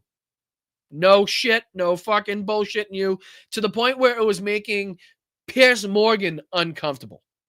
And we'll dive into that next, but literally 70-something times he said the F word. All right, what was I just looking? Oh, yeah, this one. All right, let's put this on the stage. We'll live just a minute. Hit that like button. Again, I'm Boston Brian. I really appreciate you guys. I really do. Make sure you subscribe to the channel. Thank you again for getting me over the 15K mark. Really is a big goal, a real accomplishment for a smaller channel, somebody doing it, I think, the right way and not taking ads, sponsorships, putting stuff behind paywalls, no fucking members only shit, none of that. I just appreciate the fact that you guys are willing to come out of pocket if you're in the financial position to do so, either via Venmo, PayPal, YouTube memberships, or Patreon at patreon.com/Boston Brian. I can't thank you enough. All right, let's dive into it. And look, man, you're in the wrong on this one. Okay. I get it. As a young man, it's super hard. When you do something stupid, you step on your own dick. You just want to lash out at everybody, be defensive, attack everybody. As an Irish guy, just never a problem I had. Just never a problem. I've stepped on a lot of things. My dick, never one of them. But the reality is, the harsh reality, the truth here is, you went on Steven Crowder. You looked like a pussified, deballed version of your regular self. It looked fake. It looked inauthentic. And you got dogpiled for it, man. And the criticism. He's talking about Nick Fuentes here. Talking about Nick Fuentes. Somebody that, he was really sure was going to head up this new movement. Somebody that he says watches himself. And again, this is all infighting, whether it's America First, whether it's the MAGA movement, whether it's Mark Levin, whether it's Tucker Carlson, whether it's Ben Shapiro, Tim Pool, Candace Owens. This is all just them going at each other. This is like the Looney Tunes cartoon week. All you can see is like the dust and the scrum and like legs poking out every now and again, and like the fucking hat flies out, and then somebody like an arm will come out and pull the hat back in. Like that's what's going on right now, and that's our chance right now as Democrats to just fucking walk right around it. Soak up that airtime that's being left up, right now as it pertains to talking about policies, talking about the betterment of the American people, talking about cost of living, affordability, right? That this is our moment in time to build that momentum, or to build on the momentum that we started in the the special elections. You know what I mean? The shit that we've seen Donald Trump do, the anger and the passion and the fucking, the anxiousness that we see from the American people towards what this regime is doing right now. We got to use that to our benefit. And it's just good to see, as we continue to highlight here on Blunt Politics, this scrum going on, inside the Republican movement that has them in absolute chaos. So hit that like, if not for me, but for the Republican shit show. It's deserved. And that's why it's coming from a bunch of people who have been supportive of you. So I'm going to go to the clips that he plays here on Steven Crowder again, just for the sake of time. Let's see here. Let me dive in here. He plays some of Ian Carroll. This other guy, plays some of this coach. But this is again Nick Fuentes on with Steven Crowder, and again they feel like Nick Fuentes kind of bitched out. He kind of didn't follow up on the things that he's been saying on his podcast. He goes on to say that he believes the FBI narrative in Kash Patel as it pertains to the murder of Charlie Kirk, which really pisses these guys off. I'm not sure if this Ian Carroll character is ex-military or whatnot, but it seems like he's wrapped up in this military kind of society on YouTube, this Valhalla guy being an ex-Green Beret. He also mentions a lot of these other, gun, the firearm training type of channels, military type channels that follow this type of shit. So again, they're all not too happy because Nick Fuentes apparently calling them the R word, saying that they are, they are the R word because they don't believe, the official narrative coming from Kash Patel. It's amazing too how far, I've got to say, hearing, and we'll talk about it, I'm not going to spend too much time, but hearing Tucker Carlson say the F word and hearing these idiots say the R word, it just reminds me how far I've come. Because, back in the day, and I have no problem saying it, I always say in the show, I used to be the asshole. I used to be the fucking guy yelling and screaming in the background that had it didn't affiliate himself politically, but always had the opinions. Everything growing up was gay. Everything was the R word. You know what I mean? So to hear it now and how like disgusting it makes me feel and how like cringy it sounds, like it just kind of reminds me how far I've come in this process of, on one hand, being radicalized by Donald Trump, but also on the other hand, realizing that, what I say has meaning and, different people take those words differently. And you have to, be more mindful at the way you treat people, the way you talk to people. Just something that I've noticed in my time of doing this. Just, how, like when I grit my teeth, when Tucker Carlson literally 75 times says the F word, right? And again, if you're curious what the F word is, the FAGGOT word. Is there 2 T's in that? I don't know. I haven't read it, spelt it in a long time, so I don't give a fuck. But just in case you're wondering what the F word is, yeah, at least 70 times. All right, let's dive into this. Yeah. Nick, pay attention out here, bro. You think that a 30-06? Oh, sorry. Did I miss where he spoke? Oh, my apologies. Let me see here. Here we go. As it stands right now, I think it was Tyler Robinson. Yeah. Nick, pay attention out here, bro. You think that a 30-06 hit a neck vertebrae and turned at a 90-degree angle and then continued at full velocity and shattered a bunch of neck vertebrae below it and then possibly went down into his heart and stopped his heart? You think that they just paved over the crime scene 2 days later on a Sunday just by happenstance? You think that there was a bunch of foreign military planes on the ground that day doing weird flight stuff just by chance?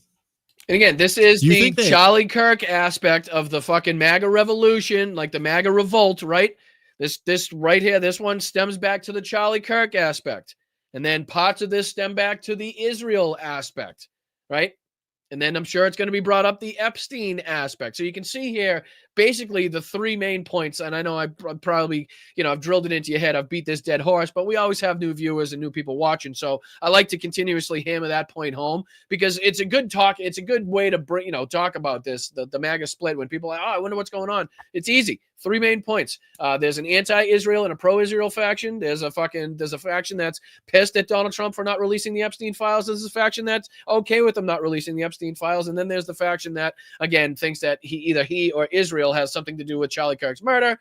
And then the other side, there's a bunch of them. So, easy way to explain what's going on and how people can kind of drill down and kind of, feed it back into three main points. Charlie Kirk literally tweeting to his Jewish and Zionist donors that he needs to leave the pro-Israel cause is not relevant?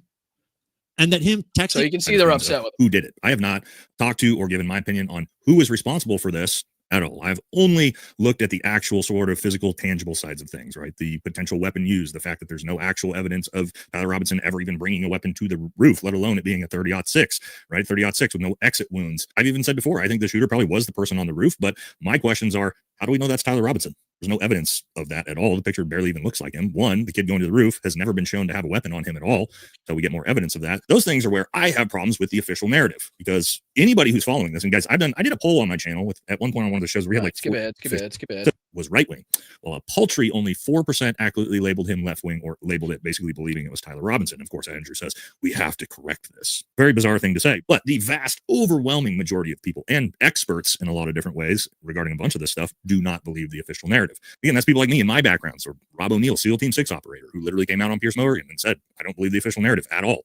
Okay, so you're calling all of us stupid when reality is, I watched Nick's content. He has covered none of this story other than like the first day. So that was the first time that I heard him say that I watched Nick's content, right? And it's like, you'd think as a Green Beret, as a former service member, right, that you would fucking not want to watch the guy that likes the Nazis, that supports Adolf Hitler, that hates the Jews, that is openly bigoted and racist. It's just something but again, knowing what we know about the United States military probably shouldn't be that surprising anyway. I mean, Fox is on constantly in those fucking bases. So one would assume you could be indoctrinated and propagandized pretty easily. Especially, spending a lot of time around, different kinds of fucking shaven head men. But yeah, this is the first time that I've heard him say that he watches this stuff. So, to come out with a video that says Nick Fuentes is a Fed kind of shows how the America First movement, this newly formed America First movement, might already be on the ropes. Might be dead in the water before it reaches the shores.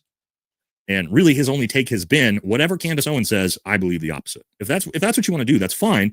But to Ian's point, you've now found yourself in the camp of Officer Tatum, Benny Johnson, Rabbi Shmuley, Tim Pool, Stephen Crowder, TPUSA, etc. And you should ask yourself, Nick, because I'm sure you're a person that values people who are very intelligent or very experienced in certain categories when they give. So a Republican commentator, whether you're MAGA, America First, whatever it may be, conservative commentator calling out everybody he just named, and he didn't call and name those people because he likes them. He didn't say like those are good people or that you should listen or follow them. He was, naming those people because they were unlikable on the other side of what he believes he stands for.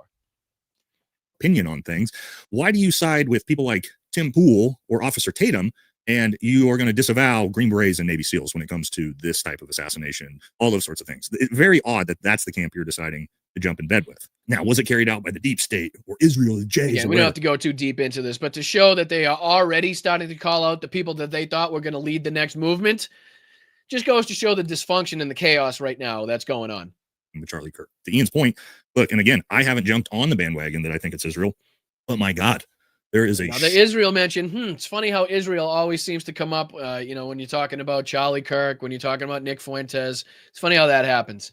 All right, let's dive into this because I'm running out of time. I only got a few different points of this shit show picked out too.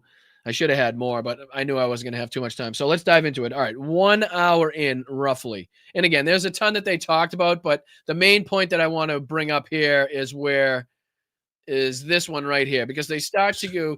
That's terrible. Excuse me. Tucker starts to go into whether or not the West actually won World War II. And of course, knowing my background, anybody that's watched the show long enough knows how much that's going to fucking piss me off, how much we have to dive into it and call that out. So just a couple parts of this again, and we're going to dive into some of the frontline updates in Ukraine, even if we have to go a couple minutes over. But yeah, let's dive into this again. Tucker Carlson interviewing Piers Morgan.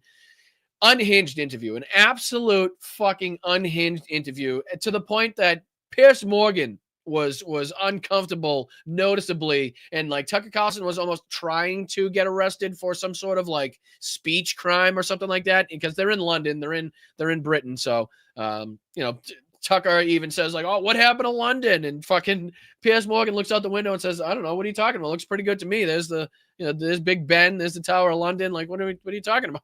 So pretty good, pretty fucking unhinged. But again, Piers Morgan pretty much coming out as woke in this interview.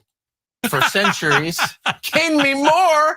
No, that's just true, as you well know. I don't know. You Americans love a bit of spanking. Totally no, not in the boarding school way. But anyway, whatever. The point is, that has increased. And this fucking literal section is titled, "Did the West Really Win World War II?" What that word did to the West. And I think it's totally objectively fair to say the West, specifically by which I mean your country, which is really the seat of the West, has been in decline since the war. So, like, what is that? Do you know? I mean, I wouldn't say it's been. How can you say they've been in decline since the war? Like, is there no grace period of rebuilding? Like, do we not understand how much Great Britain sacrificed during World War II? Like how they fought basically on their own for quite a substantial period of time. Given how long the war was, how destroyed their economy was. The damage done by the German air raids, by the V2, by the V1. I mean, it's pretty ridiculous to say that they've been in decline, especially since the Renaissance after the rebuilding, right? I mean, of course, everybody has their issues. Everybody has their problems. Everybody has their fucking opinions on what's happening now. But this whole entire episode is one big shot at immigration, one big shot at brown people, one big shot at England because, they're not as white as they used to be. And just like I said, just fucking unhinged. This whole, look at this. I'll get out of the way, but you can see the chapters down below. Look on the bottom of the screen. Look at the chapters and what they're named, right? This is the F word debate. Look at this one. This one's titled the F word debate. Right here. Literally talking about, okay, we'll just play this. I'll go back to this. Where are we? So we're at 35. Remember that. Check this fucking unhinged shit out. And I'm not going to play too much because I'll probably get demonetized, but check this out. Use the F word in your own. What's the F word? Well, you know what? We've just been saying it. If you want to keep saying it, you keep saying it. I'm not going to keep saying it. It's worse than fuck, isn't it? To a gay person, from a straight person, yes. From a straight person, but not from the gay person? That's my point. So I thought I understand the reclamation argument that they put up. That if they reclamation, that they're reclaiming the word and they're disempowering it. Mm-hmm. So there's that, but it's also a distraction from what actually matters. If your dad is spending hours, and they're the only ones who ever said faggot, he's a faggot. I'd be like, I mean, he literally goes on to say it 70 something fucking times. It's ridiculous. And then he goes on to say that it's gay people, it's members of the LGBTQIA community that actually use the word the most. I've never fucking heard any of the friends that I have been associated with in my life that were gay, heard them call them or anybody else in their community that word. It's only from assholes outside of hateful assholes outside of the community using that word. Right? So again, just fucking unhinged shit from Tucker Carlson. Just to give you one example, literally a whole section on the debate, and you can tell Piers Morgan was not having it. He literally comes across as woke. He wouldn't say the R word. He wouldn't say the F word, to a point where Tucker Carlson was literally laughing in his face. But he said he chooses not to use the word. He chooses not to disrespect people that find it disrespectful. And it even goes into a conversation on the N word, if you can fucking believe it or not. And they even debate that. Fucking crazy. All right, let's dive into this World War II thing, though, real quick. What that word did to the West. And I think it's totally objectively fair to say the West, specifically by which I mean your country, which is really the seat of the West, has been in decline since the war. So, like, what is that? Do you know? I mean, I wouldn't say it's been in decline since the war. There was a lot of recovery after the war. It was a devastating war. I mean, you know, one of the most extraordinary aspects of that war is that Winston Churchill, who many people here to this day believe, you know, pretty well single-handedly rallied the morale of the people here to help us defeat the Nazis, albeit with obviously America's help, that he, in the end, at the end of the war, he got thrown out of office because so many people came back to a really bad lifestyle. You know, a lot of impoverishment, a lot of, you know, homelessness and so on. Well, maybe were there other reasons? Like, no, that was why they took it out. Did Germany attack you first? Is that what happened? This fucking argument blows my mind, ladies and gentlemen. He's trying to go ahead and say that, like, the UK interjected itself into World War II, and there was no, like, there was no need for it. Like, there was no threat posed to them. Like, fucking, like, Germany was actually going to stop at Poland or stop at, stop at the fucking, the borders of France when they're looking directly across at Great. Like, it's asinine to think that there was not a moment in time that an invasion was considered an imminent thing in England when fucking, again, the Nazis conquered France and they were literally across the English Channel looking at them, right? So to say here that and I believe the pact was signed in with Poland was something around August 1939, if I'm not mistaken, where, Britain basically declared, hey, we'll help you out. If it comes to the point where they declare war on you, we're going to fucking declare war on them and we will, come to your aid. You know what I mean? So basically saying here that what fucking Tucker's trying to get across is if they didn't interject themselves, if they didn't fucking, declare war on Germany when they invaded Poland, that, they would have been fine, that nothing would have happened, that they should have just let Germany do their thing, apparently. Like, it blows my mind what he's trying to get across in this argument. It's fucking nuts. Did Germany attack Britain? Is that how you got into a war with Germany? Yes, they did. They absolutely did, because you don't know about the British Expeditionary Force that was in, out, not inside of Britain, but, in Europe, in mainland Europe. Right, because if it wasn't going to happen when they went to Poland, it was certainly going to happen when they went into fucking France, which was inevitable. See how that works? Because if you attack British soldiers in France, what do you expect Britain not to come to their aid, not to come to their defense, not to, again, uphold the treaty, the pact that they signed with Poland? I believe in August 1939. Correct me if I'm wrong in the chat on that one, but I believe there was a pact signed. I think it was August 1939, just before the September 1st invasion in 1939 of Poland. But all right, let's go on. This is nuts. Germany attacked Poland. Oh, but not the UK. No. Oh, okay. Because that they wanted. So you voluntarily joined the war. Yes. Okay, right. Voluntarily joined the war because they saw the writing on the wall, right? They knew the danger posed if, again, Nazi conquered the entirety of fucking mainland Europe, the position that it would put this fucking little island off the coast of mainland Europe in. Like, they understood how that would fucking, go to affect not only their economy, but their way of life. I mean, it's crazy to think that it was just like, okay, we didn't have to do anything until the Luftwaffe started fucking flying over the English Channel, and then they should have fucking kicked into action somehow. Like, what? I'm not defending Hitler, of course. Sounds like you are. Sounds like you are to me. It sounds like you're saying, hey, nobody should have gotten involved. Why? It's just another one of those foreign war type of things, right? Like, this is along the lines of America first, but it should have been Britain first. Like, what was it, Mosley? What was his name? What was his name? Mosley, right?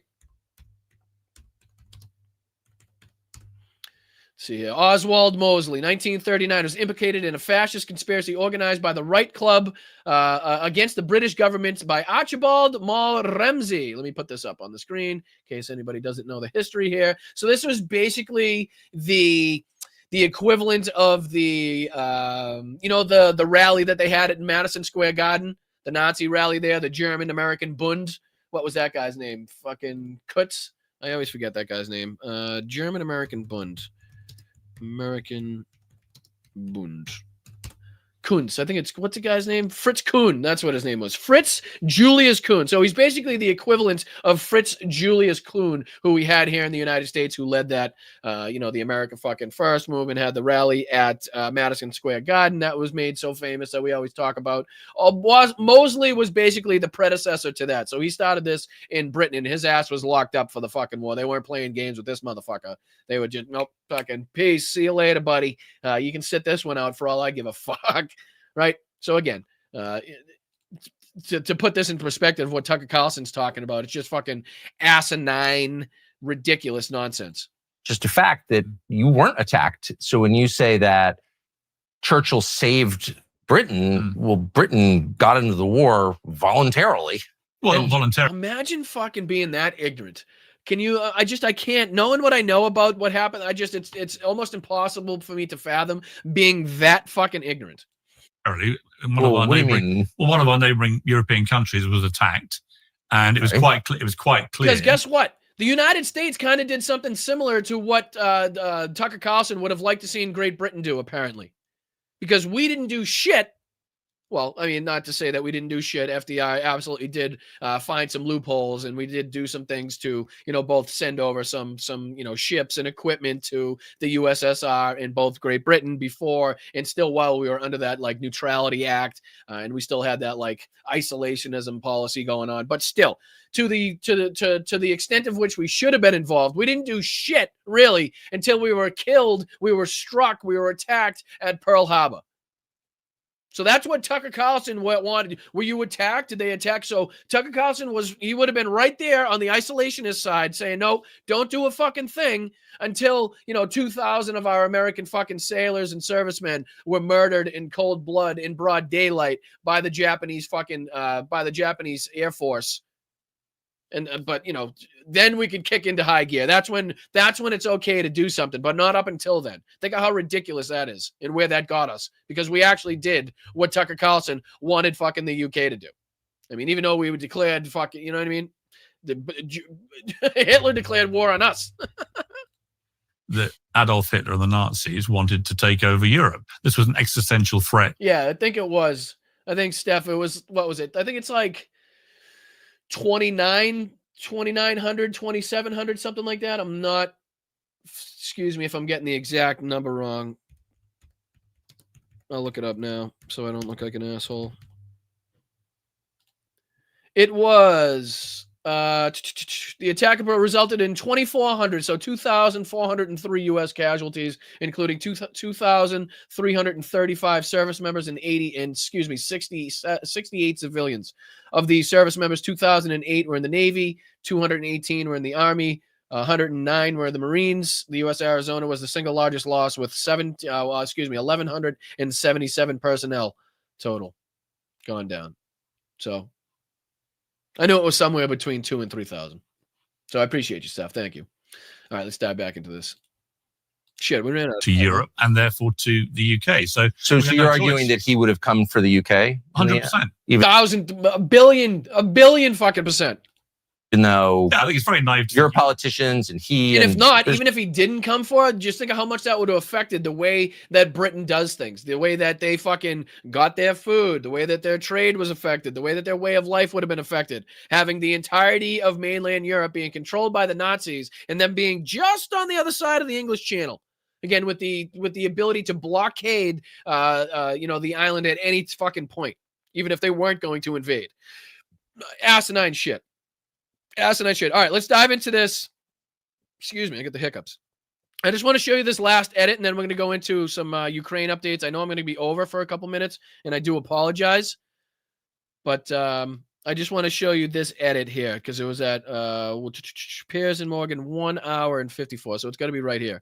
I don't know that story. I'll look into it. But I do. If that Does she look like a faggot user to you? She looks.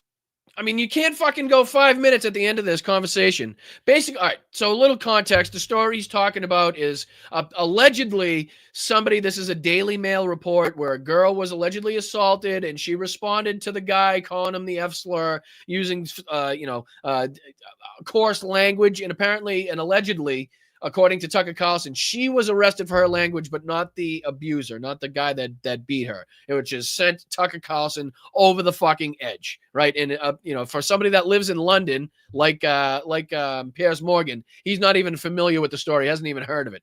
So again, he goes on here, but listen to this shit. Look at this cut coming up. Too nice. Come on. See how uncomfortable Pierce is? You can see how uncomfortable he is. Like, this has gone on for so long at this point. Like, the first few times, Pierce was okay, like, willing to let him be cute and, trying to be edgy and whatnot. But, he didn't say it himself. Pierce did, to give him credit where credit is due. Wouldn't say it, regardless of how many times Tucker fucking baited him into doing it. But he's frustrated at this point. He's sick of it. He's done with it. Okay, come on. Enough is enough is about as stern as you'll get from Piers Morgan here towards Tucker Carlson. But you can tell just by his body language, he's uncomfortable. Behave yourself. No, I can't. But I know you can't. They're making me want to say that because it's so outrageous that you would arrest someone for a word. I agree. And we actually have to put ourselves at risk to Tucker, stop. I agree. Yeah. I agree with you. Well, then help me now. So he wants them to shut up. So he's like, just shut the fuck up, Tucker. Yeah, I agree with you. Whatever you say. But I want to go on to, there's a cut coming up. Look for when Pierce picks up the glass. Let's have a moment of self-liberation. I think you're beyond help. Hold my hand. We're going to say faggot together. You ready? No. Jesus Christ. You can't go fucking 2 seconds. I think it was right here. I'm mostly making fun of you. So here we go right here. I'll hop out of the way. Look at the glass. The glass is in Piers Morgan's left hand, right?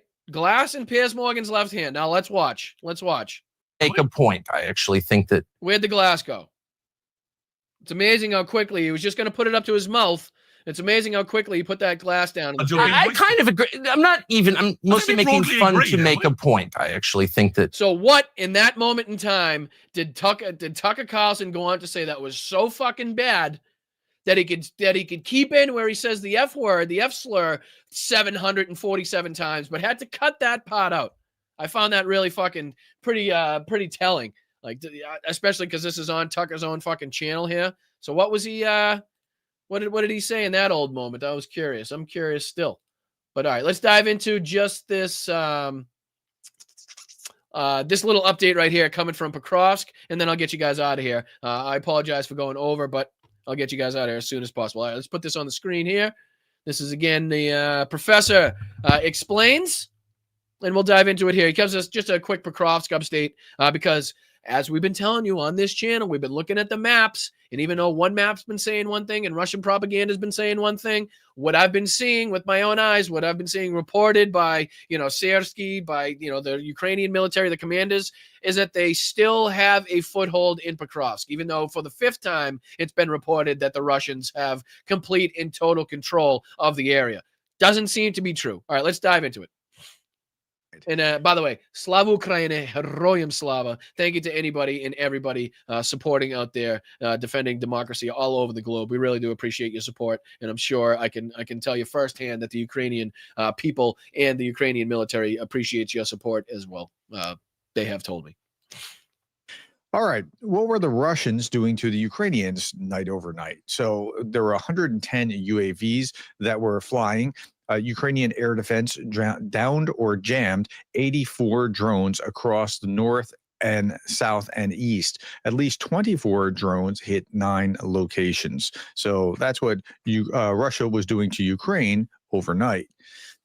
Let's look at the battlefield. 930 off the battlefield, 2 tanks. It's amazing how consistent that number has stayed. It really baffles me that, like, with all the different games being played, with all the advancements and counter advancements and, different fucking, tools and which and way drones are being used, that the Russians still have not found a way to get that number down. Like, it's always between 900, 1100, 2000 on bat. Like, it's just stayed very consistent throughout the entirety of this.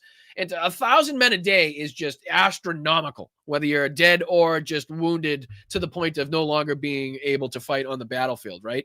I mean, again, we talk about it a lot, but these numbers are just staggering. At some point, we'll be able to kind of sit down and comprehend just how much equipment, manpower, and money this represents.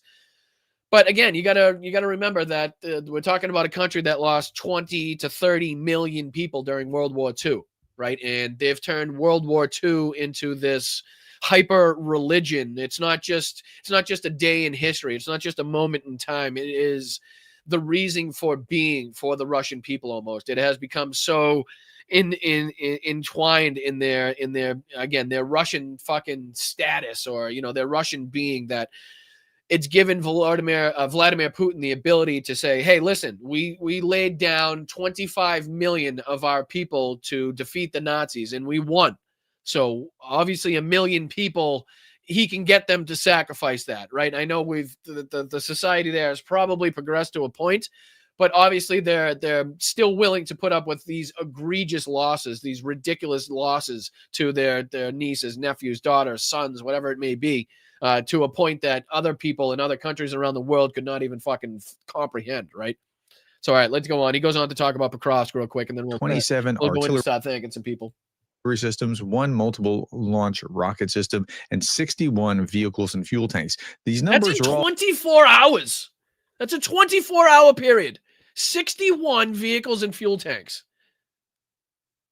Like, it would be fucking difficult if you had that many targets in not a war zone, right? If you just gave me a drone and said, hey, there's 100 targets out in that field sitting there, nobody defending them, nobody's going to shoot you down, you don't have to fucking go around obstacles, and I'll give you, I don't know, a certain amount of time to take out 61 of those trucks. Like, it would be fucking, I don't know. It's hard to comprehend, but 61 vehicles and fuel tanks in a 24-hour period, along with 930 personnel and almost 500 UAVs. Like, it's crazy, the numbers. like relatively low. Artillery systems may be about the same, but all the rest of the numbers are low. Well, that's another point that it needs to be made too, because the artillery numbers might be low because it's less of a factor. Like, so early on in the war, it was artillery, infantry, tanks, armored personnel carriers. That has not slowly, but rapidly been replaced by drone activity, so that there's now less artillery systems being used. I think it was, I forget the percentage that I saw, but it was something down like 20 to 30% on the battlefield, like the usage of artillery because of, again, the increased use of drones. Including the casualties number. Okay, so let's look at this. Engagements and casualties remain below the 7-day average. Overnight attacks, triple digits, all drones, decent interception rate, 9 locations hit. And of a cross direction, and that's what we want to pay closest attention to. For cross direction, Russians conducted 36 assaults.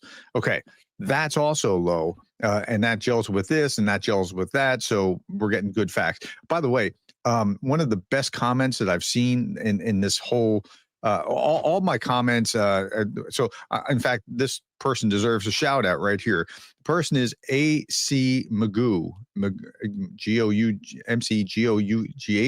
AC Magoo, who had this comment: the best evidence for the stability of the battle line is that Prof pronounces the names without slightest hesitation. Well, he's talking about the battle line, just to speed it up a little, and I just want to show you this, because this is the most recent deep state map we've been looking at here to kind of corroborate what we've been talking about, to say that, the Russian propaganda is lying to you. The only changes, again, that I've seen is the disputed area. It seems like finally this area has linked up, the disputed area on both sides of this highway. But as far as, area directly taken by the Russian military, or, supposedly occupied and defended by the Russian military, still an ample, still a good amount of the outliers, the outskirts of Pokrovsk, not reported as directly in the hands of the Russians, right? So this entire area here, I know it may not look like much, but, it's a foothold. It's a foothold for sure. So again, you can see Mirnorad is surrounded as far as the fought over area, the contested area is concerned, but nothing set in stone as to who controls what area around there. So hopefully there's still a little bit of a pathway, a little bit of a road to be used at certain points for them to continuously get their supplies or men in and out of that area. But he's talking about the battle line that is put in here. You can see the defensive areas of Shikove, Fedorivka, Krasny Lyman. I'll put this back on the stage. Mirnorad, Pokrovsk, Koltny, Udachny, Moldanetsky, Dachny towards Novopavlivka. So basically in this area here, right? So you can see the different areas that he's talking about. They've basically set up there's like a defensive ring in these, somewhere in this area here using Konstantinivka, like in here to kind of, again, use as defensive, obviously. But I just wanted to show you that on the map before he goes into explaining this. Let me put this back in there. There's something to that. It's like, sorry, fast forward just a sec. It's all familiar. So Pokrovsk direction. Let's look at Pokrovsk again. Ukraine continues to emphasize attrition warfare and efforts to disrupt Russian supply lines through artillery and drones. Urban combat continues despite Russian battlefield air interdiction campaigns using drones and glide bombs to degrade Ukrainian logistics, but these have not yet enabled Russian control of the city. No, Russia does not control the city. This is Chuck Farrer, by the way, and I'm going to come back to Chuck Farrer in a little bit and talk about what we talked about with him just 2 days ago with Greg Terry. Ukrainian 7th Army Corps has confirmed a tactical withdrawal from certain areas. That's Lysivka and Sukhiye Yar. South Yar means like a ravine or something, by the way. You learn things along the way. Southeast of Pokrovsk, relocating forces to more fortified positions. This maneuver was conducted. Hold on. So where did he say? He says Lysivka. Let's see if I can type that in. Where is Lysivka? Lysivka. Lysivka Donetsk. All right, you can see it here on the map. So this is the area in which he's talking about. There has been withdrawals, but look how deep behind the so-called controlled area by the Russians that we're now hearing that the Ukrainian 7th Army Corps has confirmed a tactical withdrawal from. So again, this is what I'm talking about. Like this red area, we talk about this on a lot of the shows. This red area has like, the ability to kind of deceive you and being like, oh, there's Russians in every single one of those territories and places that you now see red. Clearly, that's not the case. We've seen strikes in groups of 30 Russians killed behind enemy lines. Now we're talking about a controlled tactical withdrawal from this area here. Right. And then the other one was Suki Yar, which is just to the north. You can see here just where my mouse is. So in this area right here, the Ukrainians, regardless of how far behind the lines they are, let's see. I can drop a ruler. Let's see. I can drop a ruler here. We'll go just in the middle of them. And then we'll go out to the front lines. And just to the closest point there, 17 kilometers. 17 kilometers behind the front lines. If you go, straight out to the west, But if you take it over here, only 4 miles behind the front lines, depending where they are in Mirnorad. Or if they're in the center of Mirnorad, they're still 10 kilometers behind, what is considered to be, their defensive lines. So to be able to control a tactical withdrawal from this area should tell you that, it's not controlled fully. It's not held by the Russian military the way that, the map kind of lends you to believe it would be, right? So, all right, just another minute of this and I'll get you out of here, I promise. To safeguard personnel, improve logistics, and streamline the front line. If I'm not mistaken, he goes on to talk about Sersky. Let me see if I can fast forward just to get to that part. Here we go. Yeah, this is where he talks about Sersky. 21 aerial bombs on the city over the past week. Now, this is the big headline, the interview with Sersky. Sersky keeps saying, look, we're okay. You see the map and you freak out. You go, whoa, the map, this looks very bad. Sersky says with this, we are observing. And you can tell where I'm getting my information. Like we're talking to people, direct commanders that know what's going on the ground. And not to say that we don't have to fight through the fog of war, and not to say that the Ukrainians don't have, ample reason to, propagandize to a certain aspect as well. But again, you can see how what the mainstream media is reporting, what the Russians are saying differs from what's being reported not only by the media that actually covers what's going on the ground, but the Ukrainian military, by the Ukrainian civilians as it relates to the peace deal. So all of these things that are being misreported, we've kind of been on the right side of this. And, people with much larger profiles, much larger channels, and that have been doing this, I would assume, for a lot longer than I have. Yeah, he's got 207,000 subscribers on here, saying the same thing that you're hearing here on a podcast of 15,000 subscribers. So again, I think you're getting some good bang for your buck, if I do say so myself. Observing a paradigm shift in the war. At the beginning, it was fought traditionally. Offenses by tanks, large masses of infantry. Now everything has changed with the rise of drones. That's what I've been telling you. War and command decisions cannot be imagined without the drone factor. He goes on. Unfortunately, the weather plays into the occupiers' hands. Russia's lost more than 13,000 of its soldiers, killed or wounded during this operation. We're conducting another operation on the other flank where we are liberated more than 50 square kilometers. That's what I was talking about the other day. Like, they're actually pushing back in a significant way. Some German media posted information. Well, you're not hearing that being reported by the Russians. You don't hear that being reported by the mainstream media. But again, you will hear it reported on by these smaller, so in relation, smaller channels here on YouTube, Twitch, different people reporting on that, Instagram, wherever it may be. Like, you can get good information from these independent creators, from these other people. Russian army had taken Pokrovsk. Well, in their defense, Putin said that, Gerasimov said that, and they said it multiple times. I can confirm, says Sersky, I can confirm with full certainty this is not true. I can confirm with full certainty this is not true. From Alexander Sersky, right there on the screen, hearing it yourself. We hold the northern part of the city, and the Russian army continues losing its soldiers there. We hold the city.